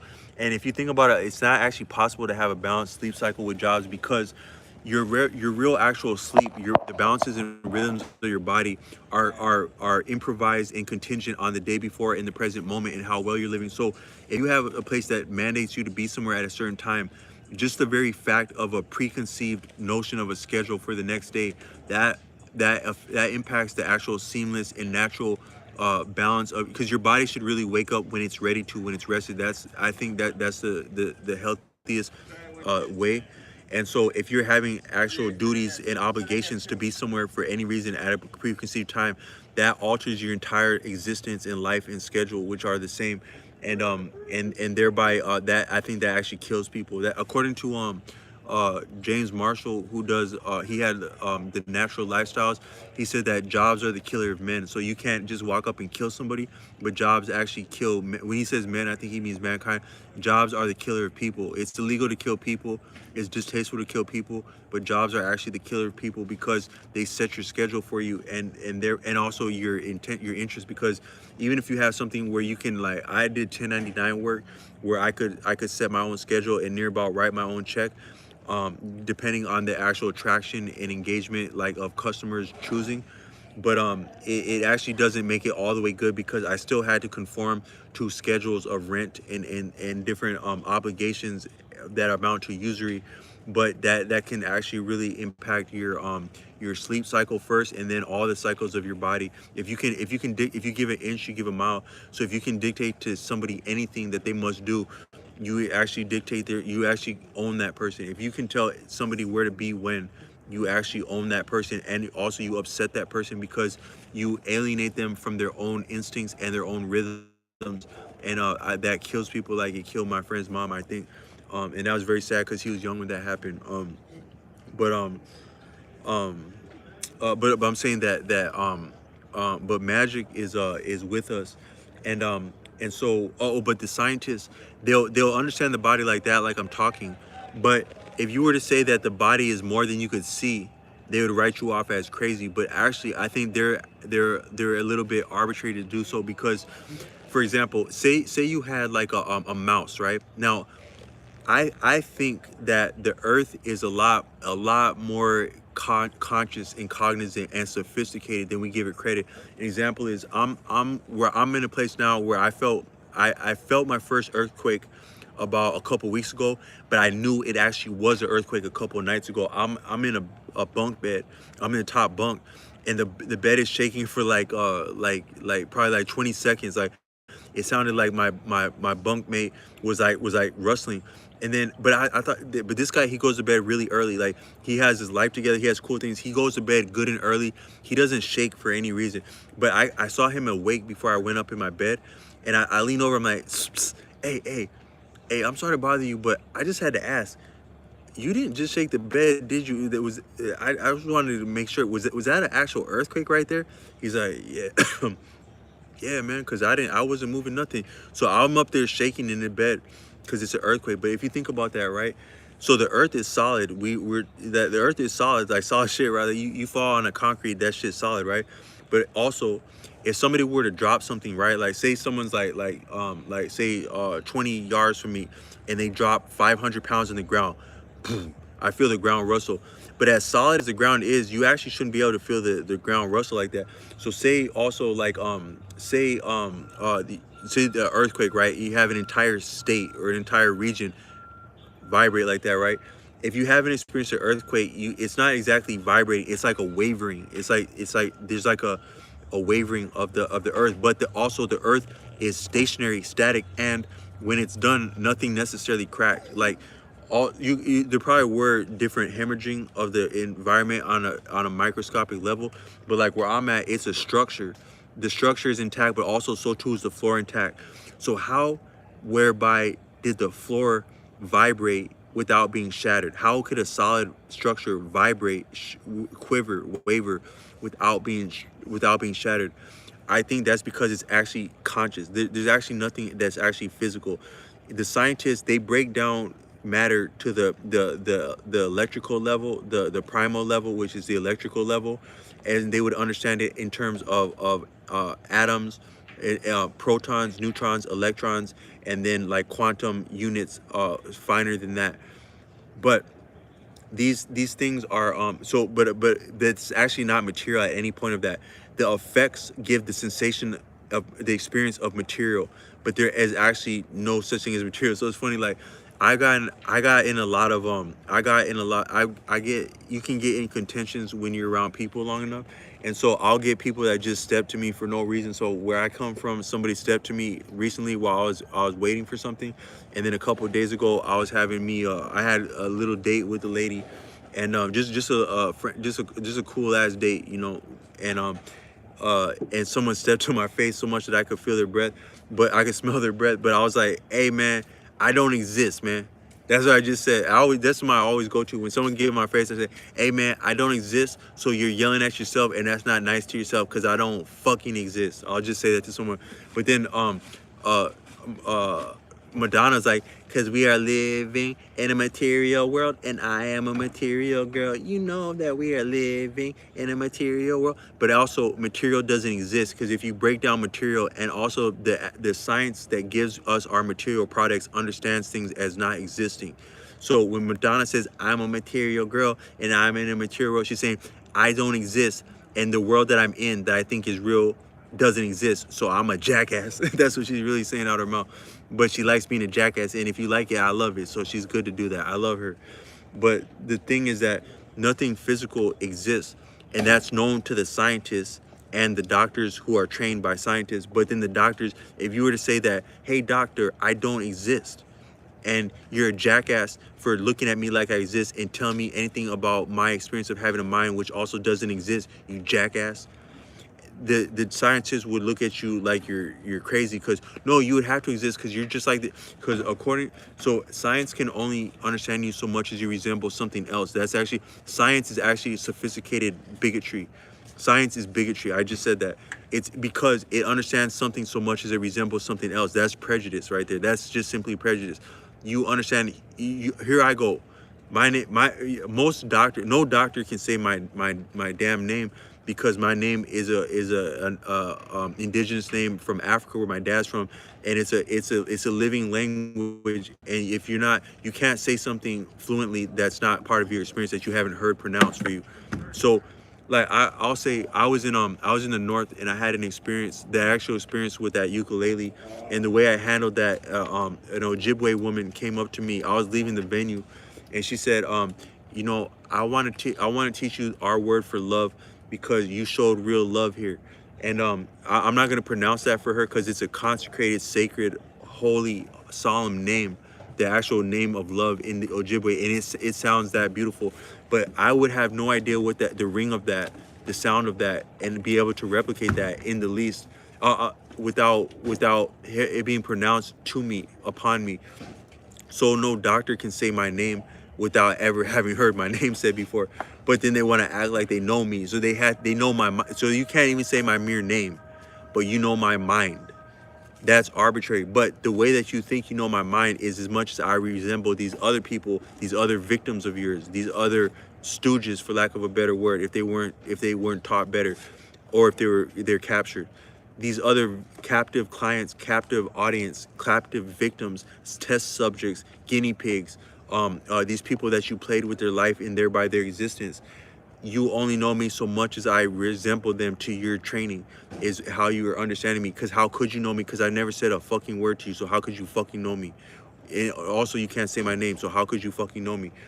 That's what science and doctors are. But if you say that, but then too, if you say, hey man, I think there's more than that can be seen with the natural eye, because even your damn training, it teaches you about the radio level, and the ultraviolet, and probably like you have infrared and ultraviolet levels of the scale of the spectrum, and then also you have radio ranges of sound, and very slow sound that dogs can hear, very slow decibels, like 1 decibel.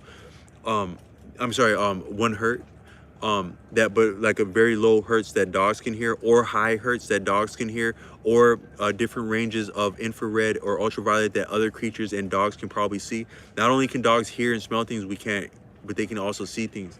And cats too. Like when cats are tripping like that, like you give a cat some catnip. This cat is smarter. This cat has more tact than you, an adult. This cat is more. This cat has more perception than you under normal circumstances, way more, and also more agility and coordination based on the perception like that. The cat does, but this cat is also tripping after catnip in the air like that, right? Or even not having catnip. The cat just looking like that, right? But so somebody gotta be crazy, right? So the cat is looking all over the place. I'm saying the cat has to be responding to something, because the cat's not an idiot. You're saying that the cat is an idiot, and I'm an idiot for saying that the cat sees nothing. But one of us would have to be the idiot. I say you're the idiot, Mr. Doctor, not me and not Mr. Cat. No, you, Mr. Doctor, are the idiot, because you think you're so biased and arrogant as to say that if you haven't heard of it, seen it, or studied it based on what somebody other handed to you, hand-me-down knowledge, then it doesn't exist. But I'm just simply saying that there's more than meets the eye. But not to be more sophisticated than that, is to say that I think that, like, for example, when you have something like an earthquake, that's an example of the actual the physical reality as we know is more sublime and sensitive and profound than we could appreciate. And also it's less physical than we appreciate. The actual physical earth, the whatever like structure would be made out of, or the concrete, asphalt, that's actually less physical than it would for intensive purposes. It's less physical than it appears, and that it's experienced as. And it also can be sublimated, because you could melt it, you could turn it into gas, and you could do different things with it in its natural solid state than it happens under normal parameters, such as an earthquake. But the deeper thing is that there's more than meets the eye. But every once in a while, so I want to say that as magic goes, is that sometimes you'll have, so I'm saying, say you had a creature, right? Like say you had just a rodent, right? You had a mouse run through here, right? That mouse, or like say you had a fly, right?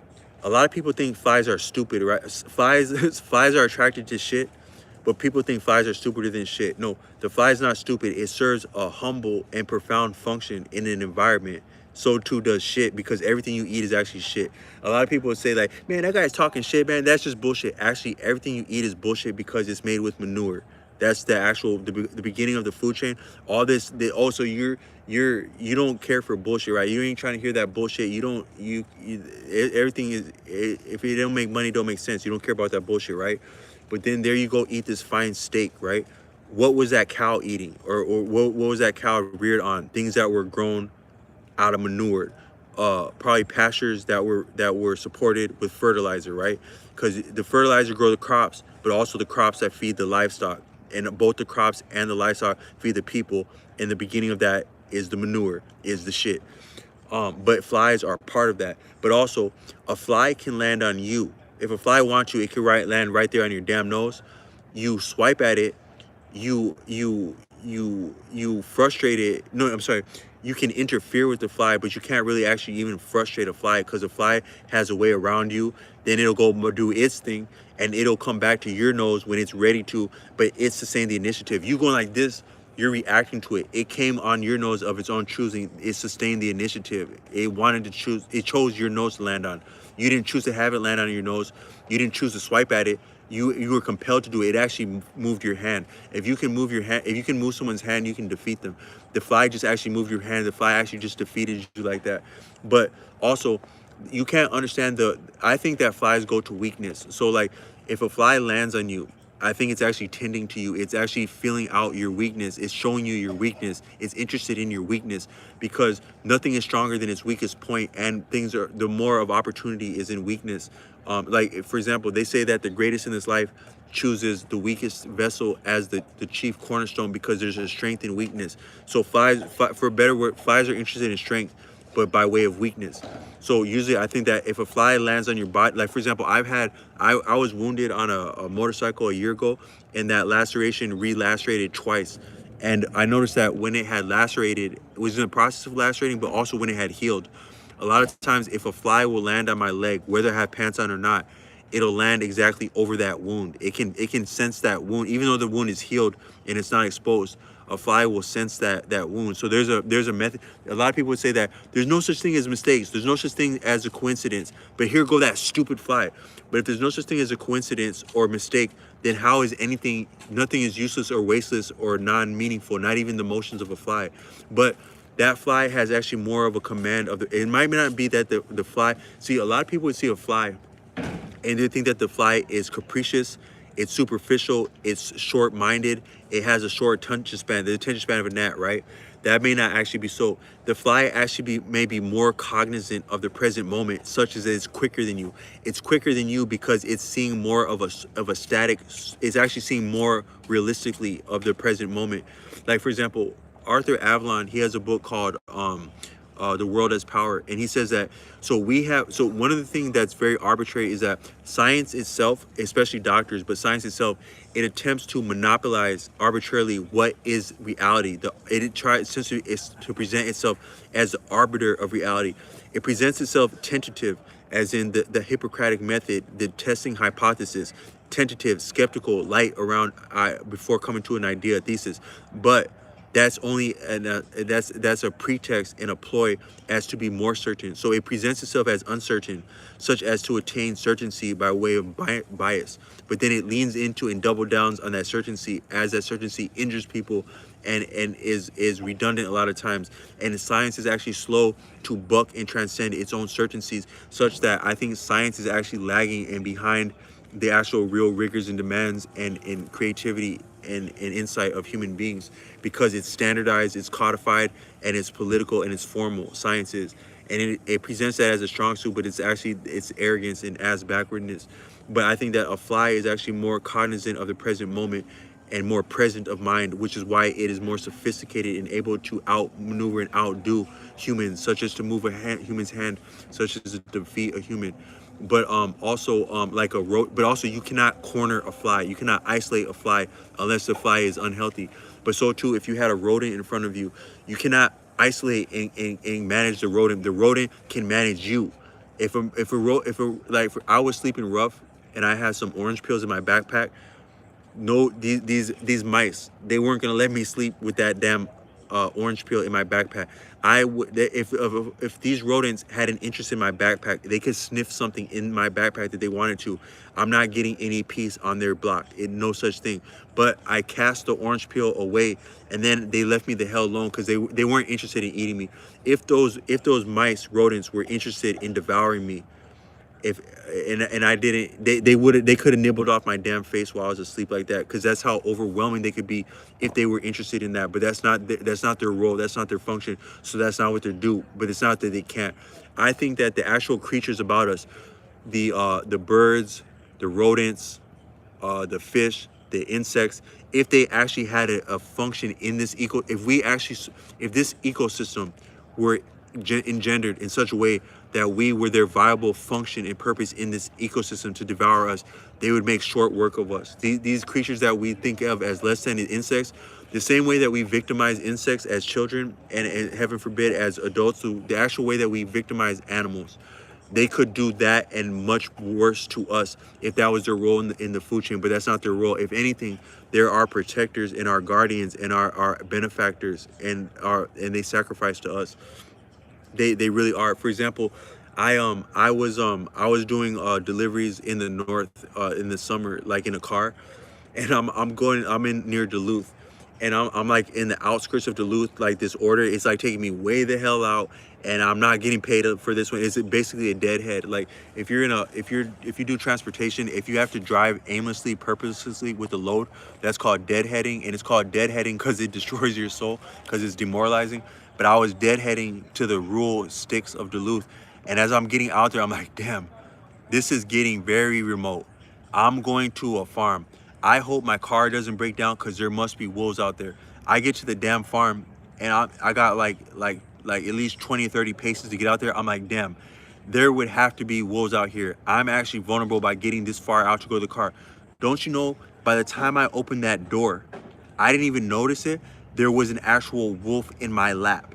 There was a wolf checking out my cojones like that. It wasn't actually a wolf though. It was a German Shepherd that belonged to the house there. What I'm saying is that as much of a city slicker, pushover, scaredy cat as I was driving up to this house with my lights on, I had no idea on God's green earth that there were about to be an actual canine, large statured canine, German Shepherd, formerly a wolf, right there where my family jewels are at, before I had a chance to know the difference, if I wanted to be that much of a scaredy cat about it. To say that that's how much of the ups the animals would have on us if that was their function in the food chain.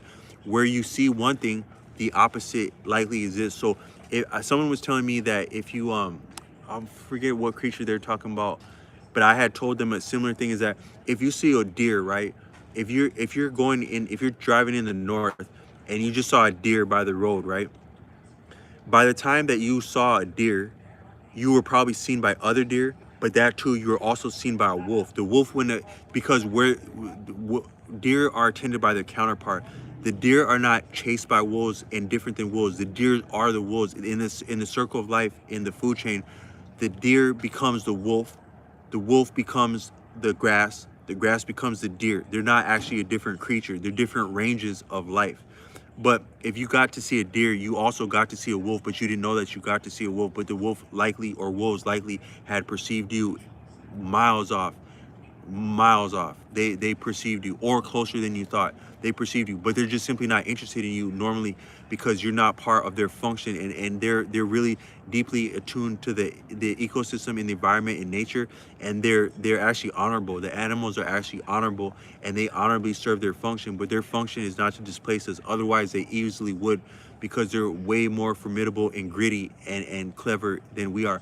But all I'm saying is that if you had a mouse, you could not corner that mouse. But science attempts to corner things, anything, because it attempts to monopolize things. Reality, if it could, humans, is attempting to, animals, and anything that science cannot replicate and manipulate and codify and articulate does not exist. Not because it does not exist, because it offends science to acknowledge it as existing, because that betrays the limitation of science and the redundancy of what science knows. The limitation of what it does not know and cannot know yet, and the redundancy in what it thinks it knows. That is offended and displaced by anything that science would concede as not being cognizant of or capable of being cognizant of, such that you cannot corner a rodent. A rodent cannot be easily cornered. But also, there are things finer than rodents that may exist that also cannot be cornered. They can be perceived seldom. You can perceive a rodent scurry, but you cannot easily normally corner it unless you're a professional of some kind, or you have experience practicing doing that. But also, you can come across an insight or an actual I think apparition means a ghost, you can come across what would be reminiscent of a ghost or a spirit or a phenomenon that is barely perceptible within the ken. That means like the range of human awareness and understanding and reasoning, which is also part of you. They would say the sixth sense, like, so what is your sixth sense? Hey man, my sixth sense is acting up. What is your sixth sense? It could also be reasoning, because, hey man, this place is kind of sketchy, man. What does that car have any business doing over there? Or why haven't we seen a car over here? Or why are those people there? Or why are there not people there? That's also your sixth sense, but also your reasoning like that. So your reasoning is yet another range of your mind. Some people, and I don't mean to get more spiritual than that, but I'm saying that some phenomena can be perceived seldom or even frequently, but on not on the terms of humans, such that if it's not that you cannot perceive them or you had not perceived them or you can even not articulate them if you'd practice articulating them, but that you would attempt to articulate them offends science. So I think that what I'm saying is that I think that our body is more than what can be seen with the naked eye. I think that when people have children, the reason that your children look so much like you and are so much like you is not because they're your only, because it's not only because they're of your conceiving of your likeness. They're of your essence, that is, they're of your twinning. So your children are some form of your actual twin, why they look like you, think like you, and can be felt by you. Because according to Osho, in the Soviet Union, it's not actually general knowledge all of the science that the Nazis were up to, but also aware of and versed of and cognizant of that to the Soviet Union. That's not public knowledge generally, and also the testing and some of the conflicts of interest and ethics that would have been necessary to render those actual tests and insights. One of them, according to Osho, is that the Soviet Union, they did the same thing. They did the same thing with mothers and twins. So they took the child of they took offspring of creatures, like say a dog, and then they take that dog under, so because it's appreciated that your senses are actually way more fine than your normal use. So your mind is a discriminating apparatus. Your mind forms patterns, but also your mind limits your perception, because if you could actually render and appreciate all that you're capable of sensing, it would confound your mind generally normally if you're not trained or worked up to do that, such that like people experience. So if a person takes psychedelics, if a person takes psychedelic, an interesting thing is that they say that when people take ayahuasca, so normally when people take what's called drug, I'm saying entheogens, but what's called drugs, they trip out, but they trip out individually. So they're having this trip, but they're the only one that see that. But according to Alex Jones, when people trip on ayahuasca, they actually have the same perceptions. They have the same actual perceptions. They have that's why they do it in groups and they have guides, because they're actually having the same experience together. They're perceiving the same things. That is likely because they're actual I think that what happens is so I think ayahuasca is a conjunction. It's like a combined entheogen. So there's like the whatever the concoction is, the intoxicant, but your actual regular stomach, your membrane, your enzymes of your stomach likely are impervious to that influence, such that your body can, I think your body can sustain that intoxicant of ayahuasca normally, generally, such that you wouldn't be affected by it or enjoy it or suffer it, for lack of a better word. But suffering can also be enjoyable, learnable. All of life is actually suffering, even what we enjoy, because what we enjoy leads to suffering, but also it's a form of suffering, both joy and torment. But all of life is suffering. But you actually wouldn't suffer the effects, the recognizably, of ayahuasca without being primed. So some things like say black seed will hundreds of times, hundreds of fold, thousands of fold increase the absorption of anything black seed will.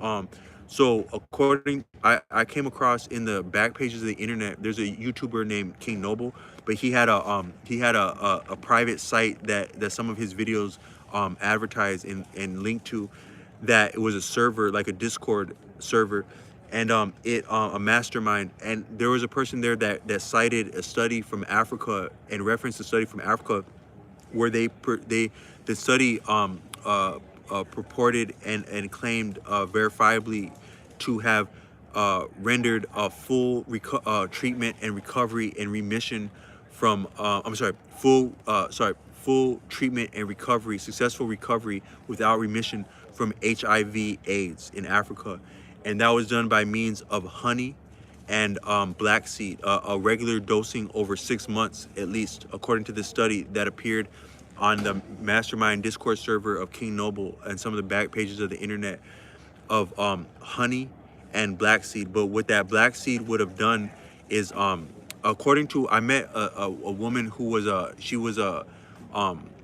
worked in veterinary medicine. She was a like representative, a sales representative in veterinary medicine, but she had a personal friend, acquaintance, and meaningful person in her life, who was a very a talented and learned veterinary person, and he taught her a lot of things. And one thing that she taught me that she'd been taught by him was that anywhere you go, so things are better local. I think your interaction, I'm sorry, your food sources and medicine slash entheogens are better when they're endemic to where you are locally. That's known to a lot of people. Anyone who's savvy, like health, a real savvy health person, would be shopping at like whole food. I'm sorry, at farmers markets, because that's some of the freshest food, the most robust food, richest food, but also it's locally sourced. And your body is calibrated to wherever you are, the air there, the pollutants, the intoxicants, the bacteria, the viruses, the food sources, and the deprivation is calibrated, and the cycles are calibrated locally. So whatever would be in season where you live would be good for you to eat during that season. But according to this woman, wherever you go on earth where honey can be found, that honey, it's sticky like that, but also flowers also breathe. Plants breathe, flowers breathe. So whatever's in the air, whatever intoxicants, pollutants are in the air, are in the flower, but in a finer way, because the flower breathes differently, but deeply. And so, like, when you smell, like, say, cologne, like a floral cologne, when they're done well, these things are called essences. They can be done as elixirs, like healthy food, things like carrots, celery, kale, ginger, lettuce. They can be extracted and reduced to their essences, and they're very potent like that as elixirs. Some healthy food places have juice shops have elixirs like that, but flowers themselves, they can whatever is in a vicinity, that all the living creatures there who are breathing, other plants, trees, and animals, probably insects too, reptiles, things like that, when they breathe and interface with the environment through breathing, um, uh, the flower also breathes that and extracts that to its essence.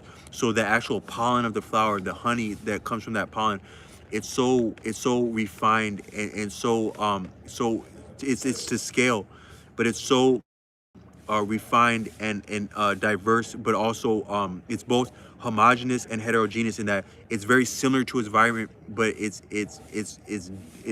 distinct from other regions, as in heterogeneous but homogeneous to that area, such that it's a perfect natural endemic vaccination, for lack of a better, or true actual real actual vaccination would be honey, according to this woman. But that locally, it has meaning locally.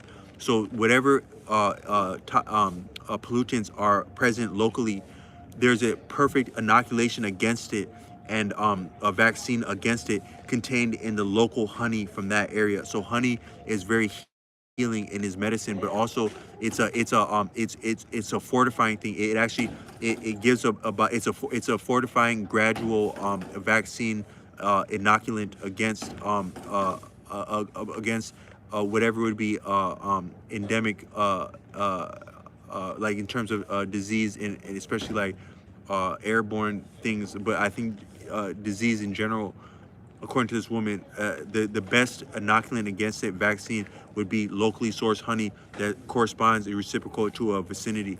And but these people combine black seed and honey to have over 6 months to have full recovery from HIV/AIDS, according to the King Noble server.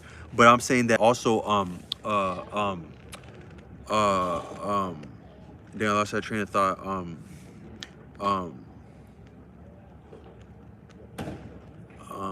dang.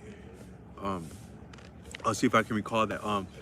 But but as magic, but you can't just corner something as you'd like to, because things are, so I'm saying that I think that but also your perception, your senses can sense a lot more and at further ranges, such that the scientists wanted to make sure that when they separate this specimen, this creature, from its mother, that there is no way on God's green earth, above God's green earth, that mother could perceive the actual pleas and cries of its, I think you call it sire, of its offspring, because your mind is discriminating and blocking these influences. But it is possible for your mind to pick up, according to Arthur Avalon, your mind receives influences from all quarters of the universe at all times. If you have these experiences, like also I'm saying that with the ayahuasca, is that it's taken in conjunction with a root, and that root actually primes the stomach. It makes the stomach more pervious and vulnerable to the influence of the intoxicant of ayahuasca, such that it can transcend the intestinal membrane and enter the blood differently with that combination of that priming. The ayahuasca does that. Then once that's happened, that actually affects the mind and shears the mind of its discrimination, such that the mind is now open to reality as reality is actually existing. But when people do this together, that lack of bias is sheared off of all of them, especially if they've taken the same round of ayahuasca, such that they're actually perceiving in real time together in unison the same influences, the same subtle influences. So I'm saying that science will dismiss subtle influences as if they don't exist and they're not perceivable. But to common sense, I beg to differ with that. But then also, according to the testimony of people on ayahuasca, that also it fleshes out that that subtle influences are actually real, because people can corroborate them and have a shared testimony of what they were experiencing that would be subtle or different than people are normally akin to experiencing or witnessing, once the actual bias of the discriminating apparatus of the mind has been affected by ayahuasca. But I'm saying that these influences, like rodents, like flies, like anything that is natural, but also profound and sophisticated and amenable and impressionable, and is living and responding to influences, it's not easily cornered. So a lot of things that a lot of people, when people have like eye-opening experiences, near-death experiences, or just extra usual, sub-usual, or para-usual phenomenon that they actually have appreciated and ascertained and can articulate to a different degree based on their practice and their facility with language or whatever means they're communicating. It's not actually arbitrary or it's not bogus, is what I'm saying. But I think that when they were separating these creatures from their mother, they wanted to actually confirm, these Soviet scientists, how serious, because they can really they do technical things very well around Russia. My guitar teacher is from Slovenia, which is near Russia, and the way that they approach things technically is sublime, almost on par with India, because India does very sophisticated music and a lot of different things, art, music, science, you name it, and even naming things. But and having a nomenclature and vernacular for a lot of sophisticated and subtle things, as in like Ayurvedic medicine and Bharata Dharma. But Ayurvedic medicine refers to the medicine endemic of India, I think, and Bharata Dharma refers to the name of India as Bharata, and Dharma is like spirituality and cause and effect and justice. But in India, they have sophisticated ways of working up to that very sophisticated music. So the actual practice and training is as sophisticated as the music, if not more. But it's actually tractable and intelligible and intelligent. But so too in the Soviet regions, they do science like that very well and proficient like that. And they not it's not only that they're that intelligent and perceptive, but actually their approach to it is what's profound, is the way that my guitar teacher had me approach the guitar very technically, but it allowed some of the more abstract and virtuosic and artistic renditions and expression, self-expression and creativity, but it came to that point from a very technical approach. And but also they're very exact in science and not kidding with science. So I can appreciate their painstaking attention to detail and efforts to actually sequester and sever the specimen of a animal offspring from its mother, such as to take it across the earth to deprive it of auditory, because if a radio can travel very far on a subliminal level, on a spiritual level, the pleas of an animal could likely carry that far to an animal which is more perceptive than a human. But then they took it deep underwater to the bottom of the ocean. So there's no way on God's green earth or under the waters thereupon that animal could have actually heard, as we can appreciate in modern gross means like large and simple physical terms, that the animal could have perceived that far away and that too underwater. But in real time, they would affect the child, and then the mother would be affected in real time. The actual mother was connected to the child by perception also, but also deeper than what we appreciate as physical matter. On that level, that would be as much as we can appreciate in science. That would be within the range of ether. So when you say ethereal, you're saying ether. Ether is like the substratum and the continuum of fine. It's wherever matter sublimates to mind and or spirit. I think technically spirit refers to breath, but wherever mind sublimates to finer than air, that is finer than spirit too, finer than that is ether. That I can't say more than ether about that than ether, but Arthur Avalon talks about that in his work The World is Power. But the ether, for whatever would allow a mother to perceive the victimization of its offspring at that distance and underwater, it's finer than how we normally appreciate the five senses and the ranges of matter as can be perceived by the five senses. And it would go along the lines of what you would say as spirit and or slash deeper than that, ether, and the actual connection of according to some people, you're connected to anything you've ever said or interacted with another person. Like sometimes, like say you're in a place like 100 people, 1,000 people, and it's all y'all. Like sometimes these ones are over there fighting, man. You didn't even know they actually existed. And it's actually kind of funny how people, in as much as people look alike, how do they know each other? How do they remember each other actually existed? Because everybody look alike and everybody's anonymous and everybody's all mixed up in here, a bunch of sardines, right? But to those two people, nah, it's on like that, it's smoke like that, or they're in love like that, or they're friends like that. They know each other. It's because they've contacted each other and you're connected to what you contacted. Or like say you had a friend you grew up with and that person rubbed you the wrong way, so to speak, this many decades ago, and that you still feel a way about that.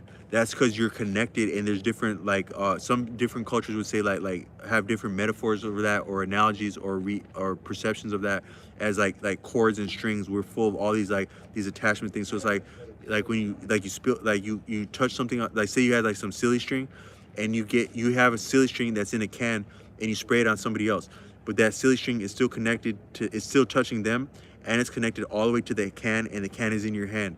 Or you got the silly string on both of you and it's attached to both of you, and as you walk away, some of it's pulling all the way off, some of it's not, some of it's still connected, some of it's not. That's how it is, but on a finer, way deeper, sublime level as the ether goes in anything we've ever said or did, but that too more what has come from us in our actual existence, our body. According to Osho, the closest this universe comes to you is your body. So you are this universe is you, but personally, this universe is like your body. So your offspring are your personal universe, the universe that has come from you which is also this universe, which is also them. But that's as personal gets. But also the connection of that is deeper than we can appreciate in what we know of as the three states of matter: air, gas, and solid. And then that too perceptible by the five senses, and even what can be enhanced with scientific instruments, all the way to the ethers and beyond. But I think that that connection between the animal and its mother, they did the same test with twins though, according to Osho, and twins also have sublime. The connection between twins is very profound, and a lot of times they'll say that like I think they've done studies where they follow up with twins who were severed at birth, geographically and socially, and when they meet as adults, they have they have almost like really uncanny similarities and sameness and likeness in their body fat composition, their health, their mentality, their proclivities, their propensities. And it would make you think that it's not just that they got off to life on the same path and they have the same genetics and maybe phenotype as science would concede. It's that they are actually connected and the actual same person, the twin of each other, the same person. So even though they're separated, they're still experiencing. So a lot of twins, like a lot of times when twins are together, like if you've ever seen twins like on a bus, like in school or something like that, or in school, they have very similar talents. A lot of twins are very talented. A lot of twin sets are very talented, but also they have a lot of reciprocity. They're like the best of friends, better than friends. You can't, they're almost closer than Siamese twins. You can't see them connected like Siamese twins, but spiritually, emotionally, mentally, personally, they're connected no different than Siamese twins. But I think that that's also what happens with parents, is that you're your parents' twin, and that's why you're connected on so many levels, and they have an interest in you in so many levels because you are them also. That is, you are their twin also, why you look like them also. But I think that too, if you're born without a physical twin that you can see, I think all of us actually have a twin in this life. And then when twins are born, the exception proves the rule. So it's an exception to have twins born. Twins are an exception. But I think that the exception proves the rule, such that I think all people have a twin, and you actually can't perceive your twin. That's the thing. Your twin is I think that you have, so whatever, I think that not only do you have a skeleton so you have a skeleton that that your flesh rests upon and is viable, as is supported by your skeleton. But I think that your actual physical body that you can see is yet another skeleton, and the real you that animates your physical body and attends your physical body is near you, but it has no meaning in physical reality because it's different in time and space. Then we appreciate time and space, which is why it transcends what we call time and space, but it does not so I think that the actual etheric the etheric range of us, for lack of a better word, energy. A lot of people say energy and don't know what they mean by that. I think the closer thing would be to say ethereal. Our ethereal reality existence, it sublimates time and space, because both time and space, as we're rendered, it's not that it actually does dispense with or supersede or time and space, but what we are taught as time and space is arbitrary fiat, which is why it does not correlate or correspond with what reality is when in its essential form. But I think that our twin might be us in our essential form and is our attendant in this life. So I think that sometimes when you get a warning of something, or even you perceive something that might look like less than the range of what would be called supernatural, which could also be subnatural or extra natural or paranatural, that might actually be, all of life is also you too, but personally that might actually be what would be called your higher self, your guardian angel. That may actually be your actual twin, not only your guardian angel. So what is your guardian angel? You there, do you have a guardian angel? Do you believe in that? Okay, what does your guardian angel look like? If your guardian angel knows you that well, has your interest that well, could your guardian angel not also be you? That is your twin. That is a part of you that didn't make it all the way into physical manifestation, but has not a need to, because it attends you. Kind of like a sniper. Like a sniper has a scout. To have an effective sniper, it has to have a scout with them like that. That would actually, the scout is actually more deadly than the sniper, because the scout peeps the opposition and tips off the sniper and coaches the sniper and leads the sniper and the sniper's round onto the target. That's what the scout does. But I think that you may actually have an actual attendant, a twin, that's less than perceptible in terms of time and space, but is why when you're all alone, something told you, hey man, don't do that shit, or do that shit, or don't go there, or wait, or go right now. That might actually be your scout, that is yourself in a sublime, ethereal form, attendant of you, but a little bit different than you enough to provide contrast and insight and directive to you enough. I think that, and also when you have a child born, that child might be some interplay between your physical body that you see, your twinning or your essence, your ethereal essence that you don't see, and what it might be. So it might be like, hey, you got to be born, you there, mister, that we can see. We didn't get to see your twin, but your twin may attend you and be proximate to you. Then you got to have a child. That child, man, that child is your essence, but that child is also better than you. Would that child not also be your twin that had been better than you and got in through you, your skeleton, your frame, to actually inspire life and conceive life and be passed off to your twin? So you had been maybe the stooge and the dispensable of the set. So you let the heaven forbid, like, in I heard people say egregious things, like sometimes they say egregious things about the military, and they say that Marines are bullet catchers because they're the bravest ones, but also the dispensable ones physically. You may actually be your own bullet catcher in that your physical body of your essence was a part that was allowed to be seen, suffered to be seen, and necessary to be seen and vulnerable, such that your essence could work off of that, through that, upon that, provide directive, and actually transcend that and get past through that, your physical body. But also, according to Arthur Avalon, you can only see things that are impure. So light has meaning by means of contrast. So whatever has light is pure or near pure. So anything that has any appearance based on light is less than light, which is why it has contrast and meaning based on light. So that we can see of ourselves, is what's impure about us is what we can see. So I think that we actually have, I think that our organs exist differently than they're appreciated in terms of material science, as actual realities unto physical time and space, as though your physical body actually has any meaning, because anything that's you is dispensable and interchangeable. There's nothing about you that's really actually static. You eat new things each day. If you stop eating, you're gonna look like an emaciated body, a victim, a prisoner. That's how you will look if you stop eating, such that you actually don't permanently or really very long actually exist as you recognize